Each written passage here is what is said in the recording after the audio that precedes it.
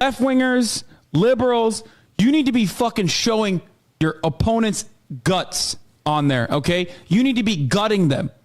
You need to be shanking these motherfuckers and letting their intestines just ride on stage. What the fuck is this shit, man? Slice them up. Slice them and fucking dice them. What the fuck is this? You cannot have a bigger fucking layup. You could not have had a bigger fucking layup than a horrible candidate like Herschel Walker. Sure, he was prepared very well. And Herschel Walker actually had a good... thing we do need to make sure we do, we got to keep attracting younger viewers that, grow up on TikTok, when they're 8, 9, 10, 11, 12, even though they shouldn't be. 3, it's like all here. Now this guy is down. He's dead. These guys are like... and fatally wounded. They're not even running. They're not even like cowering and running away and screaming in fear. There's like, okay, well, they did it. We got our shots. Okay, is this guy down? Oh, shit. Well, okay. Well, we brought the white... It's called shock, you fucking idiot. It's called shock. Anything that happens, I mean, like, holy shit, guys. If you live in Florida, I have an opportunity for you. If you want to earn $100,000, let me know. Jesus fucking Christ. Flags, we can put that over the bleeding part, assuming he got shot in it, actually, right? A flag. And then... The tolerant left. They just want to live in peace. Good morning. Rise in freedom. I'm Austin Petersen. You're watching and listening to the Wake Up America show. This is Freedom Family Friday. Thank you to all of our friends joining us live right now, and to the lovely Stephanie Petersen. What was that? I don't even know what happened. These are some of the biggest leftist voices out there. Oh, okay. Talking about how, we should shank them, leave their guts on the stage. Who are they referring to? Any conservative, any right winger that you come across. Oh, that's who they're referring to. Okay. Yeah. But they're all really sorry. They all say they're putting out statements. Not all of them.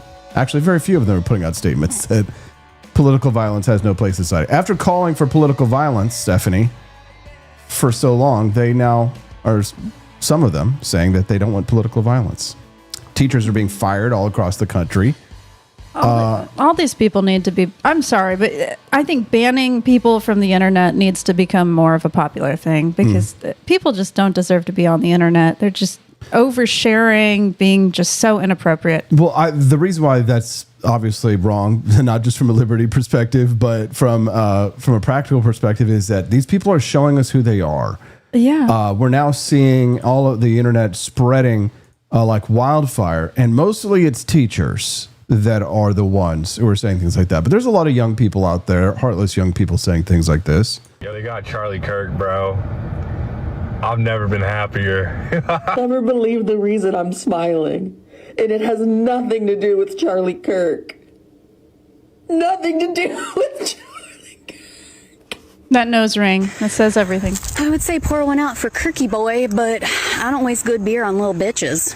I haven't posted on TikTok in a long time, but I'm gonna now because rest in peace, Bozo! Charlie Kirk just got put down like a fucking dog in Utah, and I could not be happier. Praise fucking be. I do not. I mean, that guy has some really crazy hair. Wow. Ever feel bad when bad people get what the fuck they deserve. Charlie Kirk got shot?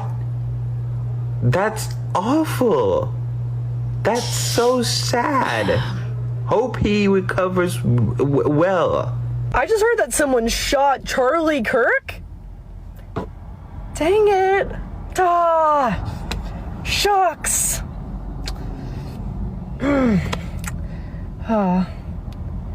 would just love to take these people out and drop them over the Pacific Ocean and show them, before we leave them out there to their fates, that we just show them the video that last time and then take off. Mission complete.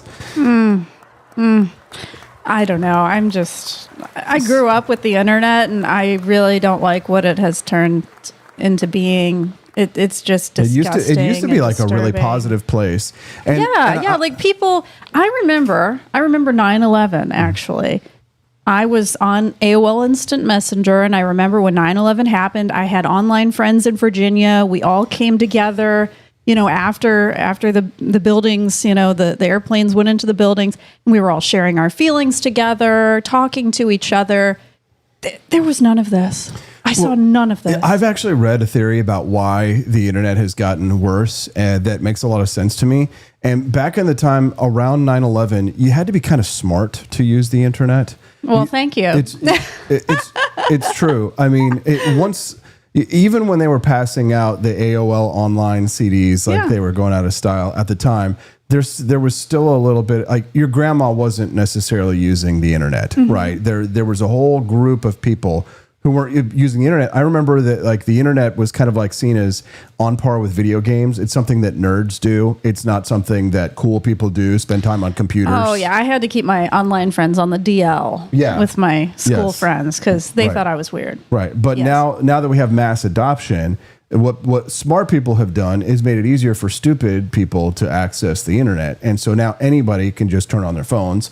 And now we have, old people, your grandma is now on the internet, and all of the stupid people who would have never used it before, if it wasn't made accessible to more people, now have access to the internet. At 7:30 this morning, we're going to be joined by Cliff Maloney, longtime Liberty activist, Rand Paul staffer.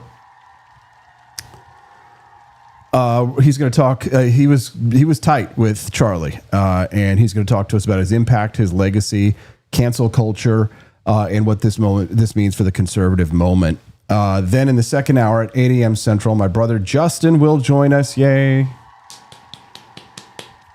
Cliff is texting me right now, says, heads up, I'm almost to HQ, but may need a few minutes to set up. Okay. All right. No worries. Good luck. We got it. I just texted him. Thankfully, they have those responses where it's just you can touch your phone and it gives you the response. So the one that I did was good luck, and it had a little 4-leaf clover on there. So it's good morning, pineapples. Thank you, Robbie Thurman, for gifting the subs, brother. We appreciate your financial support. Thank you. It has been quite a week, both personally and I guess publicly. I mean, we've just had a lot of our dog had to be in the hospital. He almost had to have surgery. Yeah. Thankfully, he didn't, but he's back. He was really sick, and then that was a real pain point for us. Took you out of commission for a couple of days to kind of take care of him, and I mean, he apparently swallowed a piece of his dog toy months ago that just started having an impact on his stomach now. So that was like a personal challenge we were facing. Yeah. And then, of course, the Charlie Kirk stuff, and then there was the Charlotte murder that happened. Kim McCurry says she really appreciates the show. I'm assuming that she's saying that when she says, thanks to your show yesterday, I was able to share the full discussion of where Kirk mentioned some deaths are worth it. It made her understand. Interesting. Cat Dad and other friends joining us live this morning. Trump just announced Kirk suspect in custody. Yes! Whoa, that's great. Just this morning while you were showering, I was like, I still can't believe they didn't find the suspect. Trump's what's going on? Happening now. Let's go. Let's go ahead and switch over to it right now. Really a good person. Do you think it's important for people to see how he died? I think it's to see the horrific. I didn't watch. I didn't want to watch. I heard about it. You don't want to watch. I would have never made a good doctor. Let me put it that way. Yeah. I mean, I heard enough. I didn't want to watch it. I didn't want to remember Charlie that way. But it's horrific, is what I hear. Just horrific. I hear that nobody can. I know friends that were there, and they told me. They said what we witnessed. The physical emotion of being there, or watching it on television. He was somebody that I always said he was very talented, but when you love something so much, it's almost not even talent. It's that you do it well because you like it. Yeah, it's a passion. And he had a passion for this. I spoke to his wife yesterday. She's like devastated. Of course. But in between the devastation, they want to keep Turning Point going. Because so many people called in to me with donations. I don't know who. Do we give donations to her? Do we give it to Turning Point? Do we give it to, any one of the hundreds of colleges that he worked with or universities? And they want to keep Turning Point going. They think they can do it. He had a very good staff, I noticed. Charlie would call me up. I'm president of the United States. And I get a call like a day before. Sir, could you come to Arizona tomorrow? I said, Charlie, I'm president. I can't just come. He said, it's so important. Could you play? And I'd usually try and get there. Right? You know, he's the only one. It's like his grandpa or dad. He was such a great guy that he had to end this way. But you know, in many ways, he's bigger now because of what happened. He was really big, important. And I guess this doesn't help his family very much when I say this, but in terms of, you know, very, very important, getting that such a good word, such a solid word. You know, we have so many bad people, so many bad philosophies, ideologies, politics. His was basically just good. Family, he talked about family, he talked about get married, go get married. You know, it sounds old-fashioned when you think about it, but he's right. He was just on. And Trump says, you know, things like that, old-fashioned, because Trump is... not old-fashioned. He's not old-fashioned. He's been married how many times? 3 times? Exactly. Trump is not old-fashioned. So I think that there's something to that. I do want to make a comment about anybody who is watching, you know, the video of his murder, or looking at the videos. You can seriously get PTSD from that. Please don't do it. Don't do it. Your brain is not going to cope very well. Stephanie's a professional therapist. I do take her word for things like that, but I'm going to officially and respectfully disagree with you. Don't worry, I won't shoot you for our disagreement. Yeah. But I'm going to respectfully disagree and say I do think it's important for people to see the face of evil. I think the problem sometimes is that we're maybe a little bit over sanitized in things, right? People want to, you know, protect the people they care about from having to see things like that. I get it. I don't think that people should sit around necessarily watching war footage. Yeah, because it can desensitize you too. That's another effect it can have. I argue actually that desensitization to some extent might be a good thing in certain cases, in certain ways. If you already have a brain that's on the edge, right, desensitization for them might not be a good idea, but they probably can't feel anything anyway. So it's not going to really change anything. In my opinion, I think that people should watch that footage because it's hardened the resolve of people who see it. For people who can feel something, they will feel something, and they should feel something. I'm not saying it's going. I don't know if desensitization is always necessarily a bad thing, because in some ways, many of the people that I know in my life, they need to grow a thicker skin. Many of the people that I know in my life, they're overly sensitive.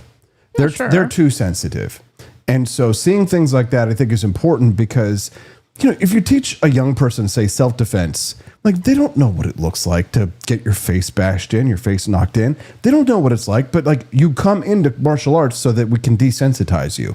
We condition you to violence. We're desensitizing you to getting hit so that when the hits come, you can take the hits and move on. I wonder what our audience thinks about that. Sure. Let us know. I mean, I'll be honest, you know, when the event first happened, the assassination first happened, I was scrolling on Twitter and I did see, you know, part of the video. I did. And it has stuck in my mind. I mean, it's the thing I picture before I go to sleep at night, including the video. Well, I didn't watch the video of the girl in North Carolina on the bus.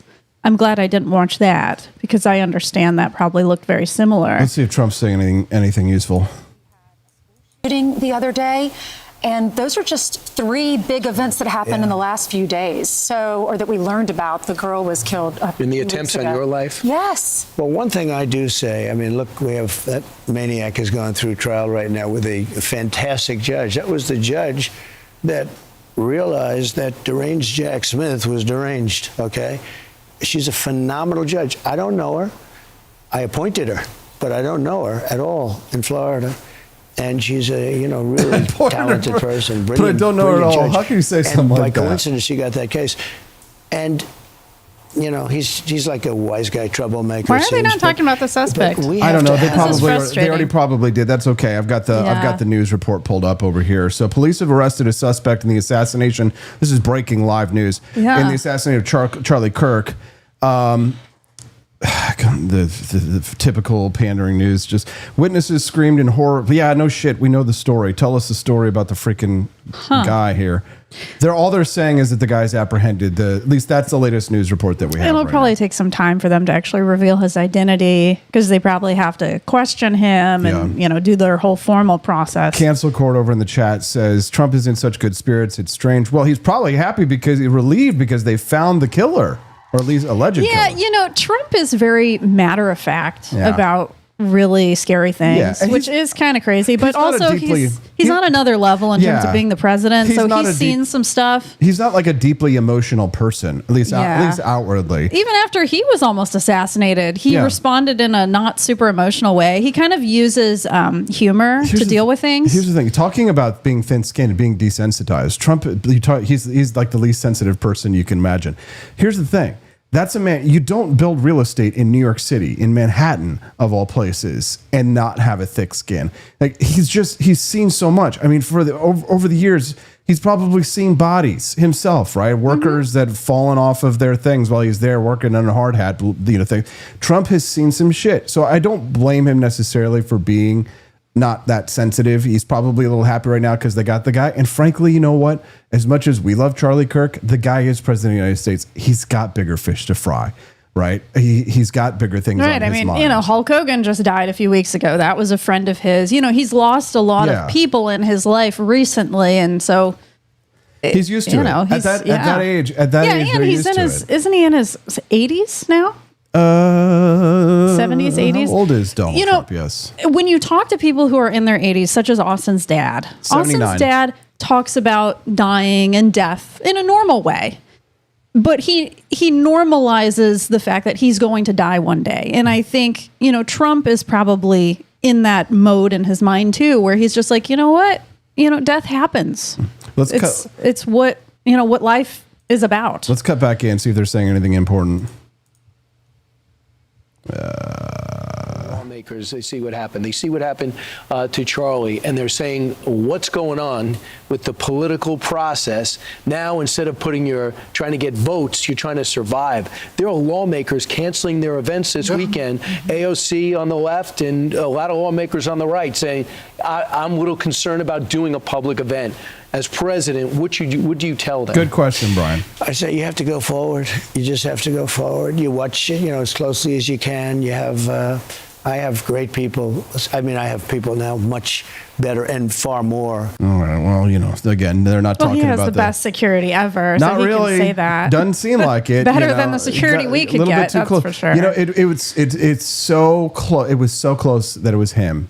The left wanted it to be him. They wanted him the most. Like they'll take Charlie Kirk, but it's him that they want dead more than anything. Like they're spreading rumors that he had a stroke the other day. I'm seeing the left is so vile. Oh yeah, so vile. My mom was watching the news and she's like, it was because of Charlie Kirk that Trump won, and it's all about Trump. And so always. exactly. Like Charlie was just standing in between them and Trump. Here's a picture that's being spread in the University of Louisville. Disgusting. Yeah, but here's the thing. Look at it. Yeah. Look at it. Yeah. I think people should know that this is how people feel. This is how they feel about you. Stephanie, this is how they feel about you. No, sure. This is how they feel about me. This is what if they could get away with it, they would. Yeah. Right. And you know what? But you know who the primary culprit in all this is, just from a psychosocial aspect? You know what the one class of people, and people are going to say this is unfair. This is going to target people that we know. This isn't necessarily, there are always exceptions to rules, but you know who I blame for all of this to the largest extent? Teachers. I think that the teaching profession as a whole in the United States, it's worse than, how we talk about how bad the therapy people are. Yes. I think teachers, by and large, are the ones mostly responsible for this. And the reason, and the large reason why I feel this way is because of the dozens and dozens and dozens and dozens of videos that I have here of teachers saying things like this. For the people that are like thoughts and prayers and condolences and empathy for Charlie Kirk. Her child is right there. And his family. In the words of Cardi B,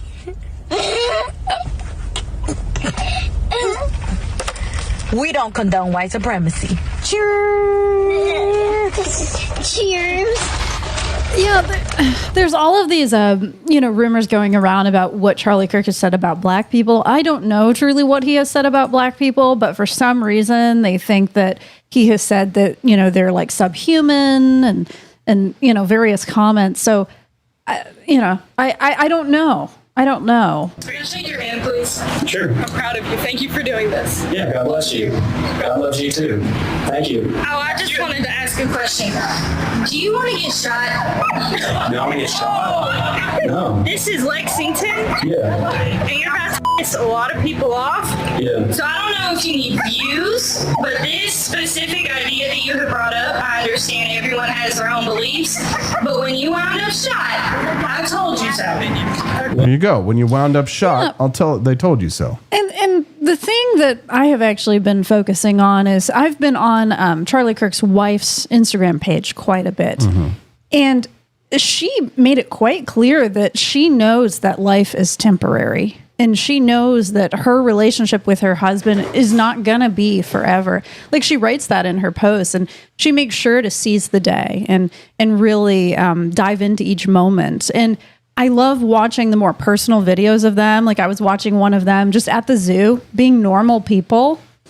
And so that can give me peace, and hopefully you all peace too, just knowing that Charlie Kirk and his wife, they truly just lived each day in a special way. And they knew that death could be a possible consequence of the good that they were doing. Police have arrested a suspect in the assassination of Charlie Kirk on a Utah college campus this week. That is the extent of the news that we have this morning on that subject. As you can see at the bottom of the screen that you're watching right now, we do have the Fox News ticker there. So if we aren't hopping on to the live breaking coverage regarding that, which we will try to do this morning, I promise I will try and keep us up to date to the minute with the live coverage as it's coming in during the Wake Up America show. So in order to better serve you and your needs and interests, we will I promise you that we'll try and stay on top of it. But we do have two guests on the show this morning. And one of them is Cliff Maloney, who should be here in just a few minutes. And then my brother, Justin Petersen, will join us. It is Freedom Family Friday after all. So if you guys are hanging out watching us live this morning, then please do us a favor and click the like button. It's totally free. If today is your first time watching the Wake Up America show, just an FYI, this is a 5-day-a-week live show. We stream this live Mondays through Fridays, 7 to 9 a.m. Central Time. So 5 days a week, 2-hour show, 7 to 9 a.m. Central Time is the schedule. Some of our local friends actually reached out to me yesterday. Stephanie, I saw you got your Pineapple Before Party shirt on. Very cute. Oh, yeah. I like the pineapple merch because I'm more of a not so much in your face person when I'm out in public. Like, I don't like to have controversial stuff on my shirts. And so I like pineapple things. That makes everybody happy. I like controversial stuff on my shirts. I don't mind. I wore the Eaton Bush hat out the other day. I don't think anybody even noticed it, but this... I've been asked, what does that mean? And I'm like, well, it's some sort of sexual thing. What does it mean? It was the campaign in 1960, the summer of '69. The great campaign. But we do have less. If you're a child, ask your parents. If we do have less confrontational hats. But no, I bring it up because yesterday some of our local friends actually they wanted that shirt that Charlie Kirk was wearing. The Freedom shirt. They requested it specifically. They requested it, and we had this conversation about like should we, shouldn't we? And then it's like I mean, if people really want it, then and they want to buy it from us, then I did make it for them. I don't think we're going to sell like 1 million of them, and we're not going to go out there advertise them like crazy. However, if our audience are fans of Charlie Kirk and you do want that white Freedom shirt, it just says Freedom across in black letters. We do offer it there at the shop. So, and if we do for some reason sell a lot of them, we'll make a donation to Turning Point in Charlie's honor. Otherwise, it's me, Cliff, and Justin and Stephanie this morning. And if Baby Hazel wakes up, then she'll be here with us right now. We're tracking the story of Charlie Kirk's suspected assassin who was captured after the shooting of Charlie Kirk. This is the Vice President of the United States bringing Charlie Kirk's body home.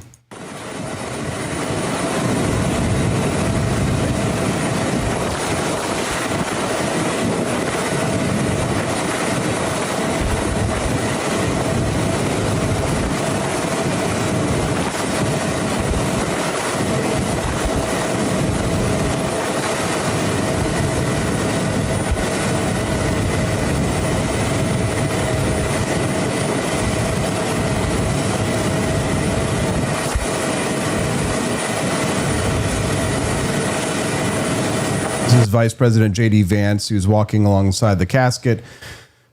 escorted across the tarmac in, sorry about that little audio there. Fox always forces you to have a live video playing. Vice President Vance walks along the casket, escorted across the tarmac in Salt Lake City, Utah, with a military pallbearer detail. Of course, J.D. Vance was in the U.S. Marines as well. Video of the moment showed his wife, Erica France, visibly emotional as the casket passed before her. Absolutely. So, taken to Phoenix, where it's hard to process. Somebody who was so alive, just a few days ago is now in a casket. And that just shows how life is so fleeting, and we really just have to make the most of each moment every day. He means lose it permanently. Right. That's what's going to happen. I can fix Chicago, much bigger than D.C., but we can bring in the military, we can bring in the National Guard, we'll do what we have to do. The people in D.C.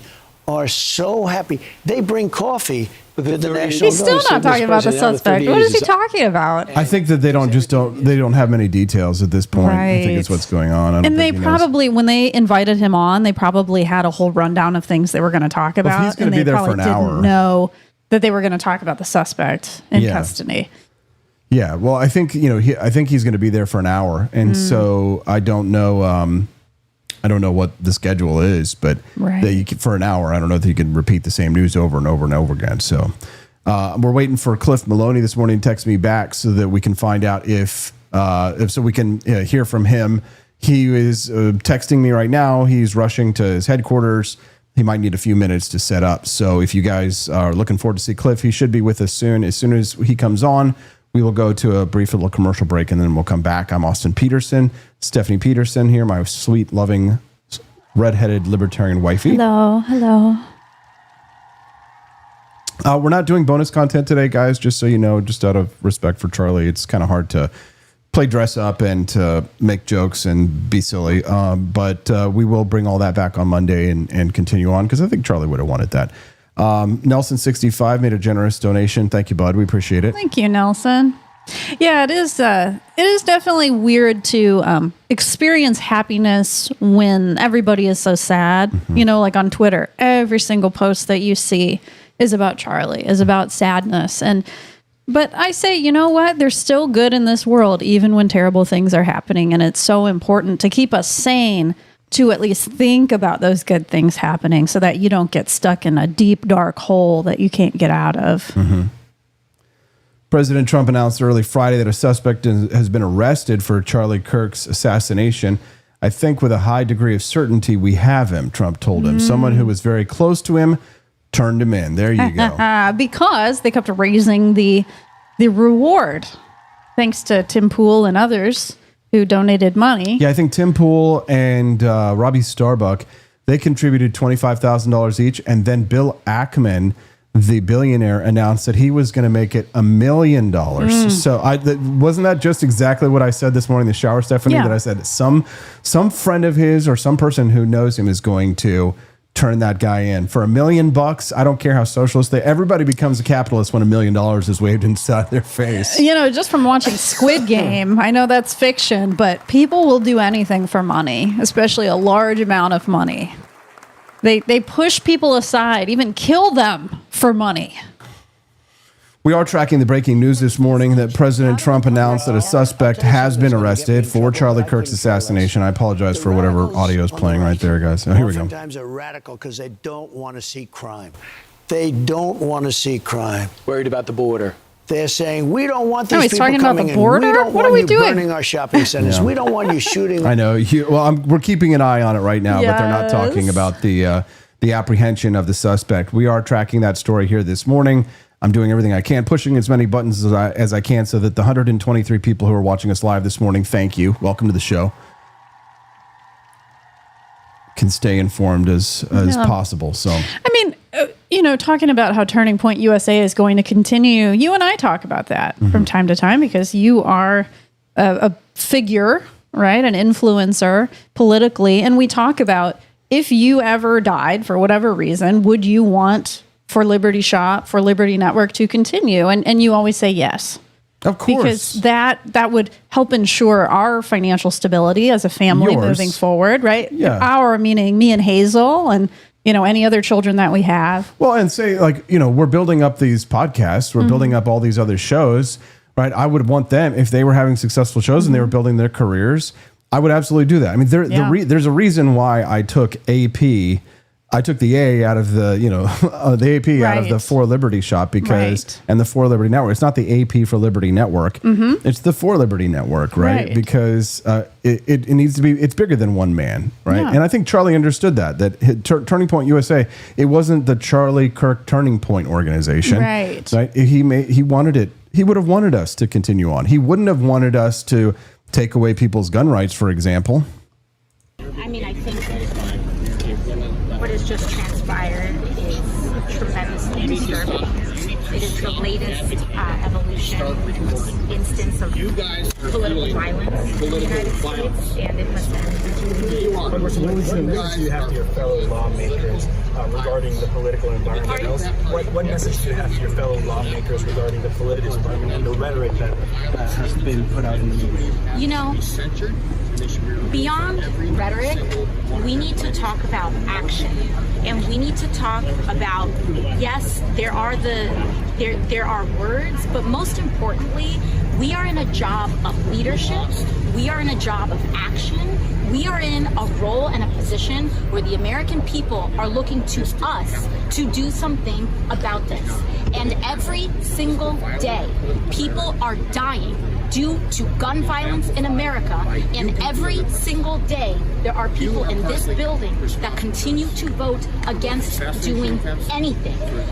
They vote against universal background checks. They continue to support legislation and also remove any way to block the mentally ill, to block extremists, to block people with histories and records of domestic violence. Yeah. So gun control. So she doesn't want mentally ill people to have guns, which we've talked about a little bit on this show. She doesn't want anybody to have guns. The killer used it wasn't even semi-automatic. It was just a bolt action rifle. It was like the cheapest, crappiest hunting rifle that exists. It fired a 30-06 round. It's the standard round that is what people use for hunting. That it was a hunting rifle. It wasn't an AR-15. It wasn't a scary gun. The scope wasn't even mounted properly on it. The scope. They were making jokes. They were like, the killer should be easy to identify by the black eye that they would have, because the way that they mounted the scope on there, like, would come back and hit you in the eye because it was so far back. Right. So whoever this person was, people. Here's the stupidest people in all of this. Not just the idiots who are out there saying that this was a good thing. The stupidest people are the ones out there saying it's an op, because that's no way that even the worst security team, even like the Indian or like the Pakistani special forces, whoever they were, would not have mounted a scope like that. The guy was seen limping later. I think I have the video of him jumping off. Oh, because he jumped off of a roof. We watched that, right? We watched that footage of him jumping off of the roof. So I'm sure they can tell the suspect is who he is because of that. And then dropped down to the ground. Here he is. He did that. He left some palm impressions. You're supposed to roll, bud. Smudges. Some places we're looking to collect DNA. Yeah, if you ever do that, don't land like that. The suspect is clearly identified as wearing Converse tennis shoes. Oh, well. Again, we'll replay that again so you can get another view. Here you go. Watch him fall down. If you ever jump off a roof, don't land like that, guys. Roll. His black T-shirt, his black pants. He's going to come out on the right. Yeah. To this far right. Yeah, he'd come off the roof, ran off and did that. So we're waiting for Cliff Maloney right now. I've got it set up to where if he tries to join, then we'll be able to kind of like drop him in. Oh, he's texting me right now. He says, setting up. He was limping because he had a rifle in his pants, says Amber Wave. That makes sense. But they did. I'm sure you would at least roll your ankle slightly by jumping off a roof. Especially if you had a rifle in there. Yeah. We're looking at press conference, 9 a.m. Eastern, says CatDad21. We'll definitely keep an eye on that for you. Thank you. 9 a.m. It's Eastern is 8 a.m. our time. Yeah, so when Justin comes on. Yeah. Thankfully, I've got a whole scene set up so that when Justin's on, we can like watch and listen to the news together, all three of us, and all be on camera. So we will be monitoring the news this morning. Trump says that the Charlie Kirk assassination suspect was turned in. So that is the breaking news. Well, good. And honestly, that gives me peace knowing that this person cannot go and shoot somebody else. Because who knows who he had on his list. Maybe he had Ben Shapiro on his list. Maybe he had other people on his list that are conservative activists. So it definitely will help me sleep at night knowing this man is not in our backyard. Yep, for sure. For sure. Thank you to everybody who reached out to us too. By the way, for this week, we've had a lot of people reach out to us personally and just say, that they're thinking about us and they're praying for us because Stephanie's kind of like, why do you think people are doing this? Why are they saying this? Because I feel so normal. I feel like, just a random person on the street. Well, first of all, they reach out because they care about us. And secondly, because as I explained to you, we are in Charlie Kirk's world. Yeah. Right. They don't see a difference between me or Charlie Kirk. Right. They don't know. They don't care that Austin is more socially tolerant and is into Christian and has gay friends and doesn't care about those kinds of social issues the way that conservatives prioritize those. They're not going to see a difference between Austin Petersen and Charlie Kirk. They're just going to say Austin's a racist, a fascist, a bigot, a Nazi. Yeah. They're going to say KKK. Because the comments you make are similar to Charlie Kirk's comments. Similar, but not the same. Yeah. Right? Some of those people, like on social issues, they might be like, you know what? Oh, wow, I didn't know Austin Petersen felt that way. And as I'm laying out bleeding or they're carrying my corpse, they'll be like, oh, yeah, by the way, this is how Austin actually was. You didn't know shit about him. You just murdered him because he was a Republican. You think that they were all the same, which is quite ironic. We don't all look the same. Andy Opperman says, when people quit talking, violence happens. Will be the world. People remember Charlie Kirk. Keep talking, AP. Thank you, Andy. Steelbringer says, I don't think he's a professional, but he could have been encouraged and guided by an online op, possibly as well. So looks like Cliff is here. Oh, great. So I'm going to go ahead and get him set up, guys. Don't go away. We're tracking the news this morning. We will be live until at least 9 a.m. Central Time this morning. Cliff Maloney is here. He was close friends with Charlie. Washington back to life.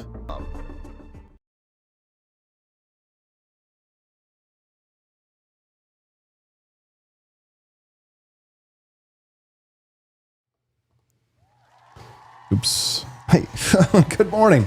Rise and freedom. I'm Austin Petersen. You're watching and listening to the Wake Up America show on the 4 Liberty Network. As of 7:40 a.m. Central Time on 9/12/2025, it is believed that the alleged killer of Charlie Kirk is in custody, as per reporting by Donald Trump himself. He's live in New York City on foxnews.com. My wife, Stephanie Petersen, joining us live here in the Wake Up America show on the 4 Liberty Network. And now joining us live, one of Charlie Kirk's very good friends and confidants, a former Rand Paul staffer, friend of the show, Cliff Maloney, joining us live here on the Wake Up America show. Good morning, Cliff. Your reaction to the news that we probably got the guy.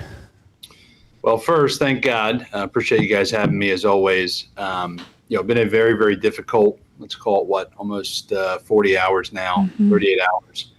I haven't done any media, since this has happened, and just want to say, Austin, to the whole Wake Up America audience, I'm pretty numb. Cliff, when you first heard the news about Charlie's assassination, what was going through your mind?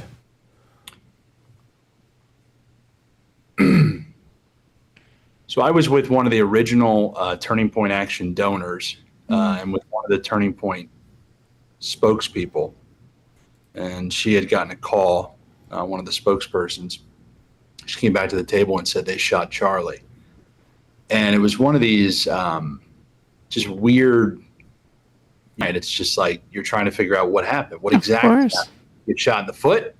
And then obviously as time progressed, it became worse and worse. And then I think the worst part of this week, and God rest Charlie's soul, I mean, obviously, he's had the worst week of all of us. But, man, seeing that video, I really pray that his kids never somehow, I think if you're, an intrigued person or you're curious, at some point they're going to see it. Seeing that video really was just a very bad moment for me. For somebody that's a friend, to see the blood pouring out, you almost, at that point, this was immediately after, you hope it's AI, you hope it's fake. But then obviously to realize it wasn't, was pretty brutal. Yeah, that video was incredibly disturbing, and I hope to never watch it myself. Speaking to Cliff Maloney this morning on the Wake Up America show, he's a close confidant and friend of Charlie Kirk, and they worked together to help Donald Trump get elected last year. Donald Trump has just announced this morning on Fox News that a suspect for Charlie Kirk's assassination was turned in.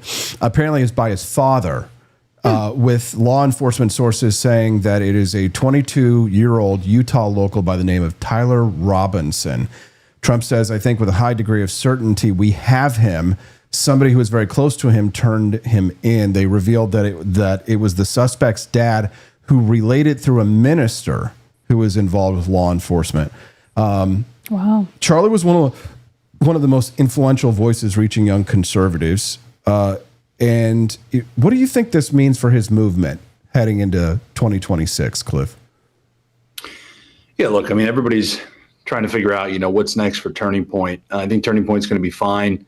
I sent out a pretty in-depth email yesterday, just kind of highlighting my relationship with Charlie and just, my memories of him and what I think he's done for the movement. And one of the things that I said at the end is, when I was running Young Americans for Liberty, Charlie and I got pretty close. And I would go to these events, and I'm talking like early on Turning Point days. I would go to events, and Turning Point would always have a presence. This is not me crapping on all the other groups. I'm sure they're doing good work, but they didn't show up. And Turning Point would always have, people at these events. They had I always just say they had real bodies, right? Like actual people would come because in politics, in activism, you care about a presence. Turning Point always had that presence. They will continue to have that presence. Who the new leader is, who the new leaders are, I'm not sure. You've got great people over there. I could list off 10 people that I've worked with over the last year at Turning Point that are fantastic humans, that have great leadership abilities. I think I don't even want to say the word good thing, but I think the one motivation that comes from this is, goddamn, we're all going to work harder. Oh yeah. We're all going to triple down. This is not, they tried to hurt one of my family members. They shot a man in the neck, and we all had to watch it.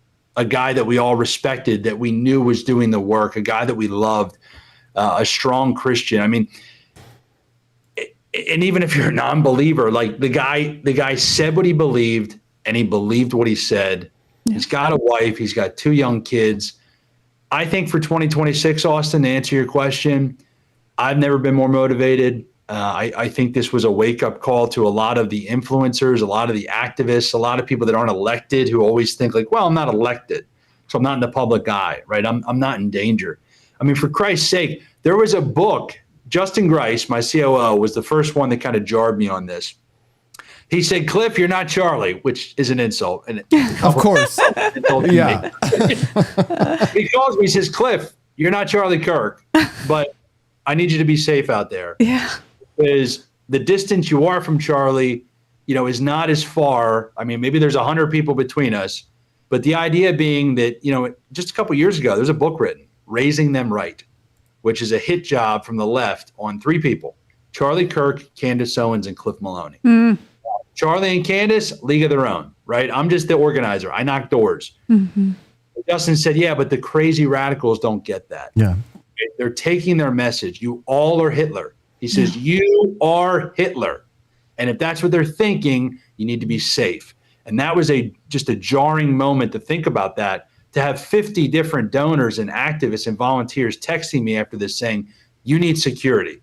Yeah. I've never thought about that in my life. I still am not there to think that I need that, but it's a wild world we live in. Yeah, I felt the same way, Cliff. There's obviously between you to me is probably another 100 people, right? but I contacted my local law enforcement, right? I told them who I am.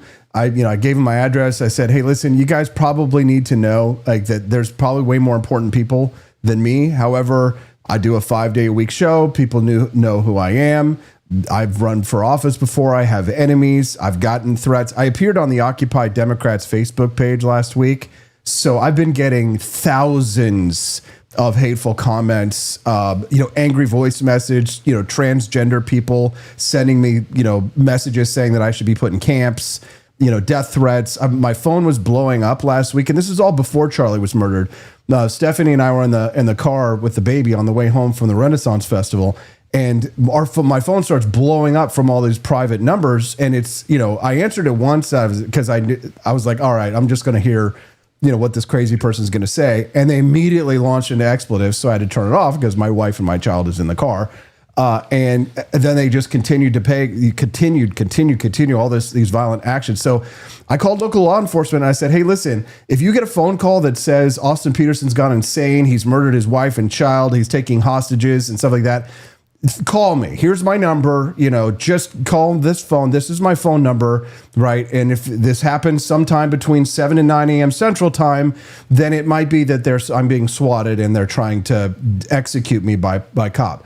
It's sad, but this is the reality that we now have to live in, Cliff. I mean, I'm looking at bulletproof vests. I'm looking into like stab jack vests and things like that and jackets because I do a lot of work where I have to show up at the Capitol. I mean, but the thing is that we should take precautions. But like you said, this should stoke us to fight even harder, shouldn't it? Yeah, unfortunately, that's the case. I went through something pretty similar. The anti-fascist handbook, the Antifa handbook, unfortunately, names me as a defender of free speech, which means I support homophobia, I support racism, and all of these vile things. So I don't wish it on my worst enemy. Austin, It's funny you bring that up. Like you get posted in one of these Facebook groups or these Twitter groups or somewhere on Reddit, and it just becomes this huge, just onslaught. No, that is the reality we live in. Now, look, the optimist in me still says that we live in one of the most peaceful times in American history, in world history.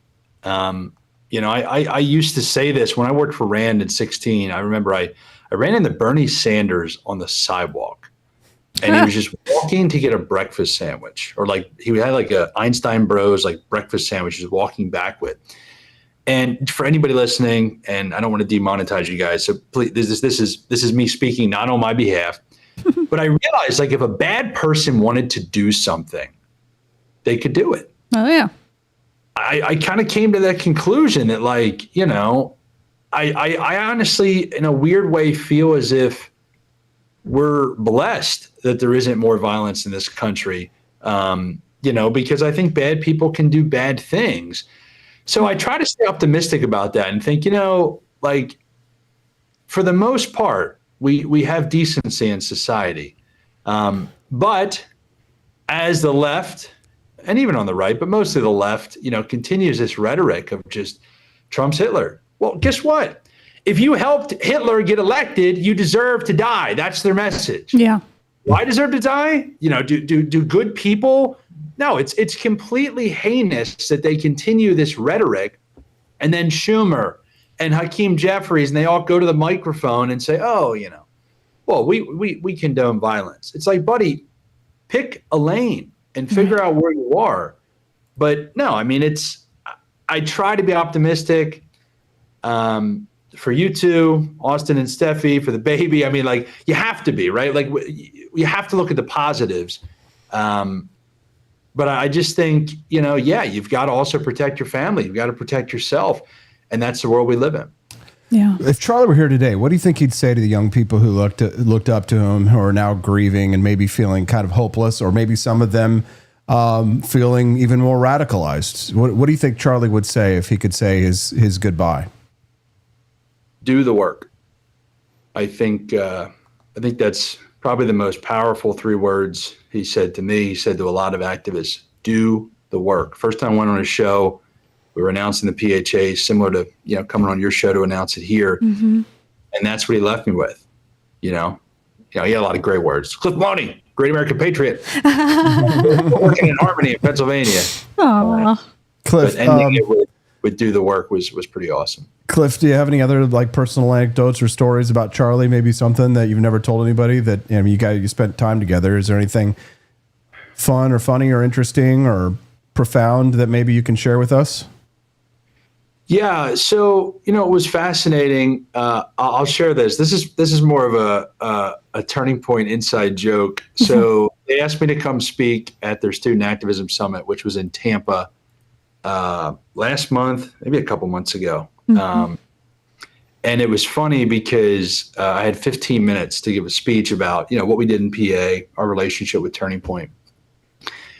And I get there, and listen, because of YAL and because of working for Rand Paul, I mean, I've hosted probably 400 to 500 events in my life. Yeah. Like, there's nothing worse than a speaker that's a pain in the rear end, right? So I try to be the opposite, right? I try to, it's whatever you guys need. It's your event, but everybody else is a diva, right? So Rob Schneider was speaking. I'm up next, and they turn to me and they're like, "Hey, do you mind if we cut it from 15 minutes down to 10 minutes?" These are the organizers. And I'm like, "Nah, that's fine. Totally fine. I'll adjust. I'm a theater kid. You know the life, Austin." So Charlie's standing there, and he's actually talking to Dave Smith. They're about to do the Israel debate, and Charlie was moderating it. So Dave was obviously representing the sane side. And they turn to me and they're like, "Well, do you want to do 10?" I said, "Listen," I said, "how behind are you guys?" And they're like, "One of our speakers went 40 minutes over." Oh, God. I'm like, "That's no good." I said, "All right, you want me to do 5 minutes?" They're like, "You do that?" Yeah. And I said, "Yeah, whatever you guys need. I just need the photo, right? I just need to go on the stage and get the photo. Like, I don't." And then Rob Schneider was talking, and I said, "What's the record for the shortest speech in Turning Point history?" And they were like, "I don't know, probably like 2 minutes." I said, "Put 90 seconds on the clock." And Charlie was laughing. And he said, "There's no way." He said, "You came all the way here and you're only going to do 90 seconds?" And I said, "Yeah, once again, I'll get the photo." So I went up there, announced the Citizens Alliance and the Turning Point Partnership. We're expanding to New Hampshire next year. That's going to be one of the big targets for 26 and 28. But yeah, the anecdote is, Charlie was laughing because I wasn't a diva as a speaker, but was able to set the record for one of the shortest speeches in Turning Point history. That's so cool. Funny. Thank you for sharing that. It's nice to be able to, smile and laugh at these memories. Cliff, I've been telling everybody that wants a job, they can have one if they go to campaignjobsnow.com/apply. But is there anywhere else that you think that our listeners should visit today before we go? No, anybody, I will reiterate what you said, campaignjobsnow.com. We put all of our door knocking operations up there. So different states, different places, different efforts, different campaigns, different initiatives. I want to encourage people. And look, I'm gonna echo Charlie here for to get me off. Do the work. Look, as much as it is a tragedy, let it remind all of us that Charlie's power or Charlie's importance was because he was one of the best activists in American history. There we go. Absolutely. If you want to get involved by peacefully going out and doing the work. The left will hate you. The rhinos will hate you. But it's worth it. So do the work. Appreciate you guys. Cliff, we appreciate you, brother. Thank you so much. Have a wonderful day. And God bless you, sir. Take care. Be safe. Thanks, Debbie. Yeah, I think that I don't want to go too far. I'd like to tell you some stories at how it happened, but essentially somebody that was very close to him turned him in. And that happens when you had some of those good shots. Somebody is going to say, whether it's a parent or whatever, I'd rather not say right now. They're going to announce it today, sometime later, probably talk about that. But somebody close to him turned him in. They said, whoa. It's interesting. We had very good pictures, but not great, not perfect. And when you look at it, what happened is somebody, and this happens a lot. It happened with the crazy Boston bomber. It happened with others. Somebody that's close recognizes even a little tilt of the head, which nobody else would do. And somebody that was very close to him said, that's him. And essentially went to the father and went to a U.S. Marshal, who was fantastic, by the way. And the person was involved with law enforcement, but was a person of faith, a minister. And brought him to a U.S. Marshal who was fantastic. And the father convinced the son, this is it. And again, I'm always subject to be corrected, but I'm just giving you, based on what I'm hearing, they'll give you a much more active. I just heard about it 5 minutes before I walked in, as I'm walking in, they said, looking real good. They have the person that they wanted. So I bet Kash Patel is sitting there like he's done pooping his pants. He's been Oh my gosh. sweating bullets. My brother Justin Petersen is joining us live in less than 5. Don't go away. We're tracking the news, the live breaking news that Charlie Kirk's alleged killer has been caught. Man by the name of Tyler Robinson. We'll talk about that. Talk about violence in America when we get back. It's the Wake Up America show, and we're on the 4 Liberty Network.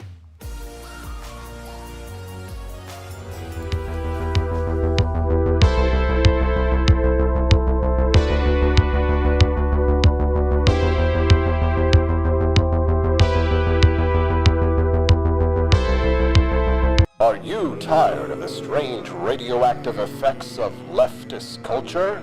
Do you ever wonder what happened to good old-fashioned American values? Well, fear no more, because there's a new force fighting back against the cultural rot of today. Introducing Culturama, a right-of-center talk show that's taking back the future today. Hosted by none other than blonde bombshell herself, Daniela Pensack. She's not just talking, she's taking culture back. With sharp takes, brilliant guests, and a few surprises along the way. Tune in to the live video podcast twice a week, because the future doesn't have to be weird. It can be Culturama.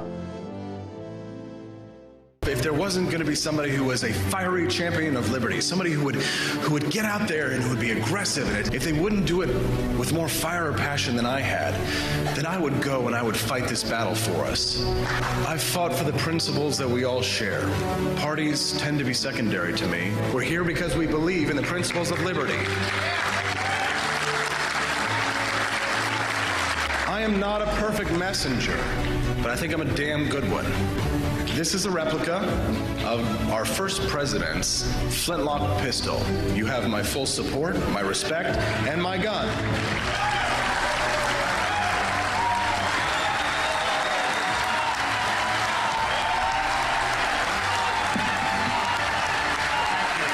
I think that at the heart of my philosophy is much more libertarianism than well, that's the fashionable word these days, I guess. A conservative is no longer just that. He's a libertarian and always has been.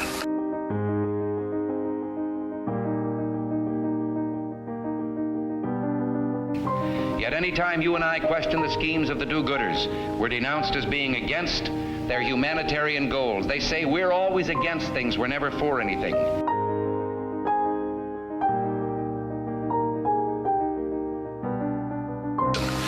What is fascism? Fascism is private ownership, private enterprise, but total government control and regulation.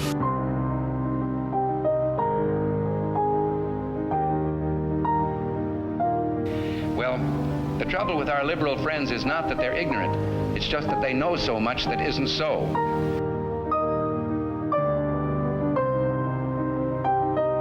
And as Tony mentioned, not everyone took to his words or his rhetoric. You know, at times they were offensive to specific communities. But with that said, this is not the time to focus on that. We are focused on this tragedy. Speaking of this tragedy, is this a moment for your party to reflect on political violence? Is it a moment for us to think about the responsibility of our political leaders and their voices and what it does to the masses as they get lost in misinformation or disinformation that turns in and spills into political violence? I say both parties. You know, I don't even. Both parties. Oh yes, but it's time for the Republicans to reflect on the political violence that we initiate against them whenever they have conversations with people in public. Good morning, pineapples. Are they referring to January 6th? Maybe? Oh God, looking very good and very violence? Nice. Welcome to the Wake Up America show. I'm your host, Austin Petersen, from both parties, they say. I don't know. It seems like the bullets are only flying one way these days. Welcome to the Wake Up America show, where my brother Justin Petersen joins us live as well. Justin? Greetings, Americans. Our favorite new fellow member of the Republican Party. Correct. Announced here first. Correct. Live. He's a Republican? Breaking news. Really? Justin, welcome to the show, and welcome to the Republican Party. Thank you. I just registered this week after Charlie Kirk. I said, you know what? I'm not sitting on the fence anymore. Now I'm on the right all the way. Oh my gosh. Whoa. That's pretty huge. You literally, Justin, you did this by standing still. I stood still. I sent you that Colin Wright's image yesterday that he updated of this sort of political environment that we're in. I am a Republican, the window so far to the left. Justin's always been based, but now he is quite literally red-pilled. Correct. I was sick of it. I was like, you cannot, when it comes to the freedom of speech, I'm ride or die with the freedom of speech. Mm-hmm. So if it takes me being a member of the Republican Party and voting Republican, then so be it. I do not care. These ideas must be extinguished from our civil discourse. These people need to be pushed back to the fringes of our society where they belong. They have held us hostage for far too long, inhibiting what we can say, what we can think, what we can believe. They are enemies to free thought and open debate, as clearly they have shown this week. Justin, I got a bunch of videos here. Immediately after Charlie Kirk's assassination, sick posts from school teachers celebrating his death were posted online, like this one.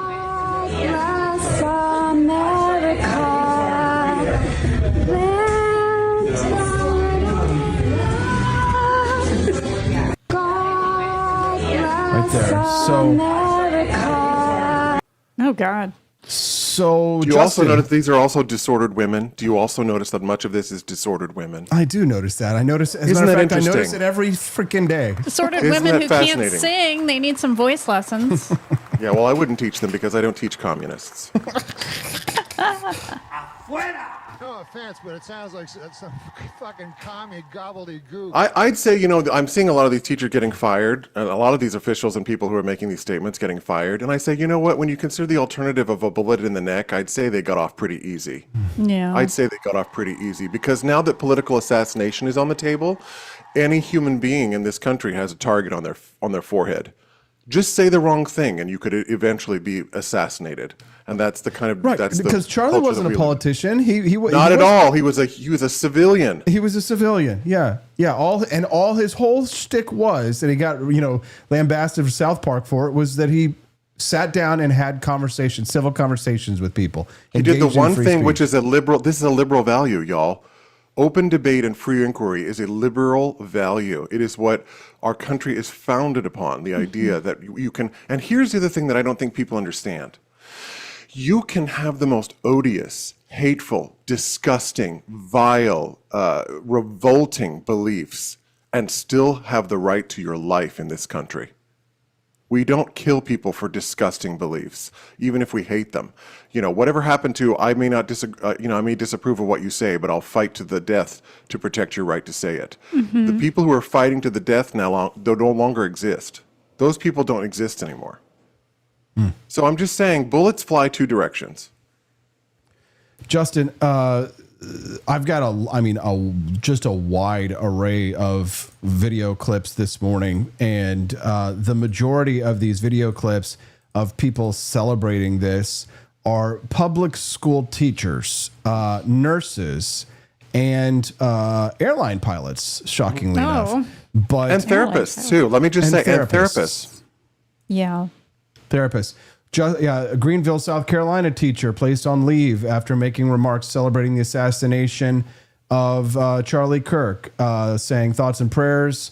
But in my opinion, America became greater today. There, I said it. Melinda Lambert, Wiley West Elementary. Looks like he took one for the team. Hope he's roasting. This is Barrington, Rhode Island teacher putting it out statements like these. Armed citizenry, and you won't have a single gun death. I have about as much sympathy for Charlie Kirk right now as I do for all those farmers across the country who want socialist handouts from the government right now. This is a man who hated the LGBTQ community. Which he definitely didn't, because I posted a video yesterday of him welcoming young gay conservatives to the Republican Party. And he also sat down, he also had a debate with Buck Angel, who is the transgender man. And they had a terrific conversation. They didn't agree on all things. And this is the other thing I'm seeing in the space online. It's like, well, I didn't agree with him, but who cares about your fucking opinion? Do you agree with everything your spouse says or your parents say or your brothers or your sisters say? You don't kill them because you disagree with them. Like, it's not about you. It's not about you and what you believe. You live in a plural nation, e pluribus unum, right? There's a lot of people in this country who have a lot of varied values and beliefs about things. And we have agreed through liberal democracy that we can get along and we can live with each other. I don't know that that's true anymore. They're pointing their finger to blame Charlie Kirk for the lack of love and support their parents gave them. That's really what it is. It's always parental wound. I mean, I saw posts on people by LGBT people going, well, now you know how gay people feel. I'm like, fuck you. We haven't felt that way since the 90s. We haven't felt that way since the 1990s. Okay? Like, and also, don't you love the stolen valor? Like, I love the stolen valor of it all, where they're like, oh, it's really me that's the victim, not Charlie Kirk or his children. It's me. I'm the victim. We are living among literal fucking psychopaths. And the social media sphere has demonstrated to me this week that it's not just about what happened to Charlie Kirk. It's about me seeing the literal demonic forces that are around me on social media by these absolutely soulless, craven ghouls that are celebrating the death of this man. You don't have to agree with him, but we have an agreement in this country that people can hold a variety of opinions and we don't kill them. Justin, you're a teacher.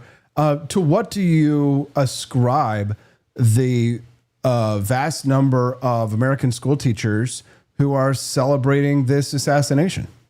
They are taught in an academic system, in the education system, that has been completely co-opted and colonized by Marxist social critical theory ideas. So these people are getting it like mainlined into the arteries of their arms from their education, and then they are going out into schools and spreading this activism in education. That is what's happening. That is literally what's happening.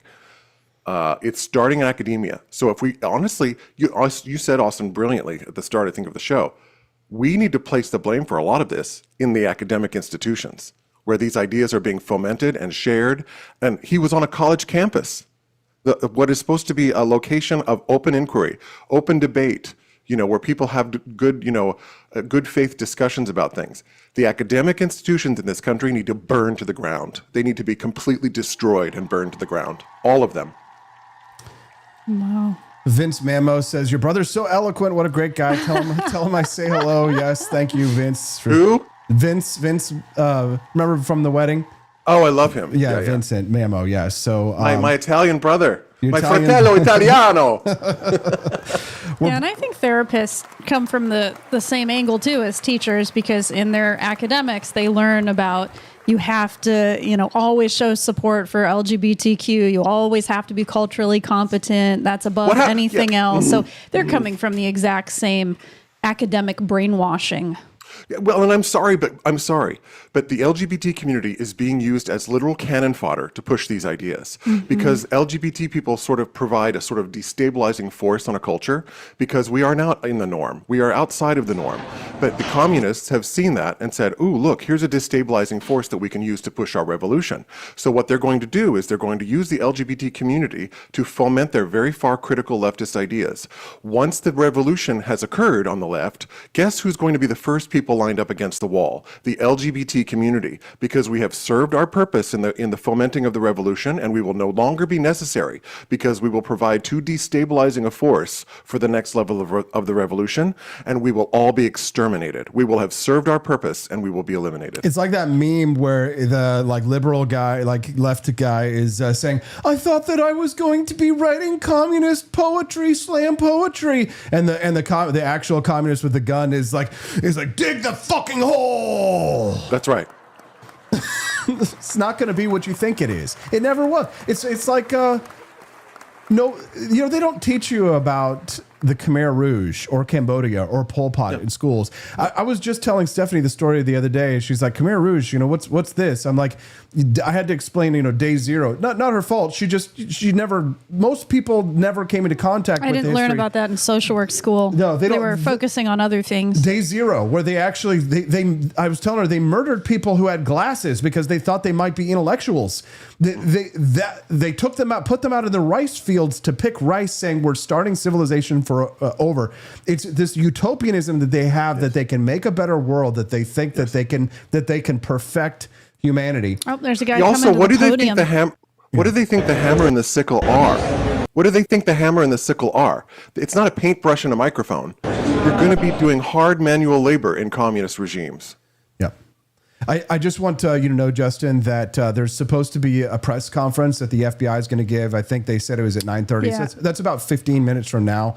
Well, they said it was supposed to be at 9. So I mean, they're always late. Yeah, they've pushed it back. But I do have the live feed, so we will be able to tune in and listen and react live. Justin, I've got the camera pulled up where it's you, me, and Steffi and all four of us, so we can all be on camera, or excuse me, all three of us can be on camera at the same time as the press conference. So if at some point they do kick off the press conference, then I'll interrupt and then drop us in over there. You'll be able to hear it, Justin, so you can participate with us. So it'll just kind of like be a live reaction.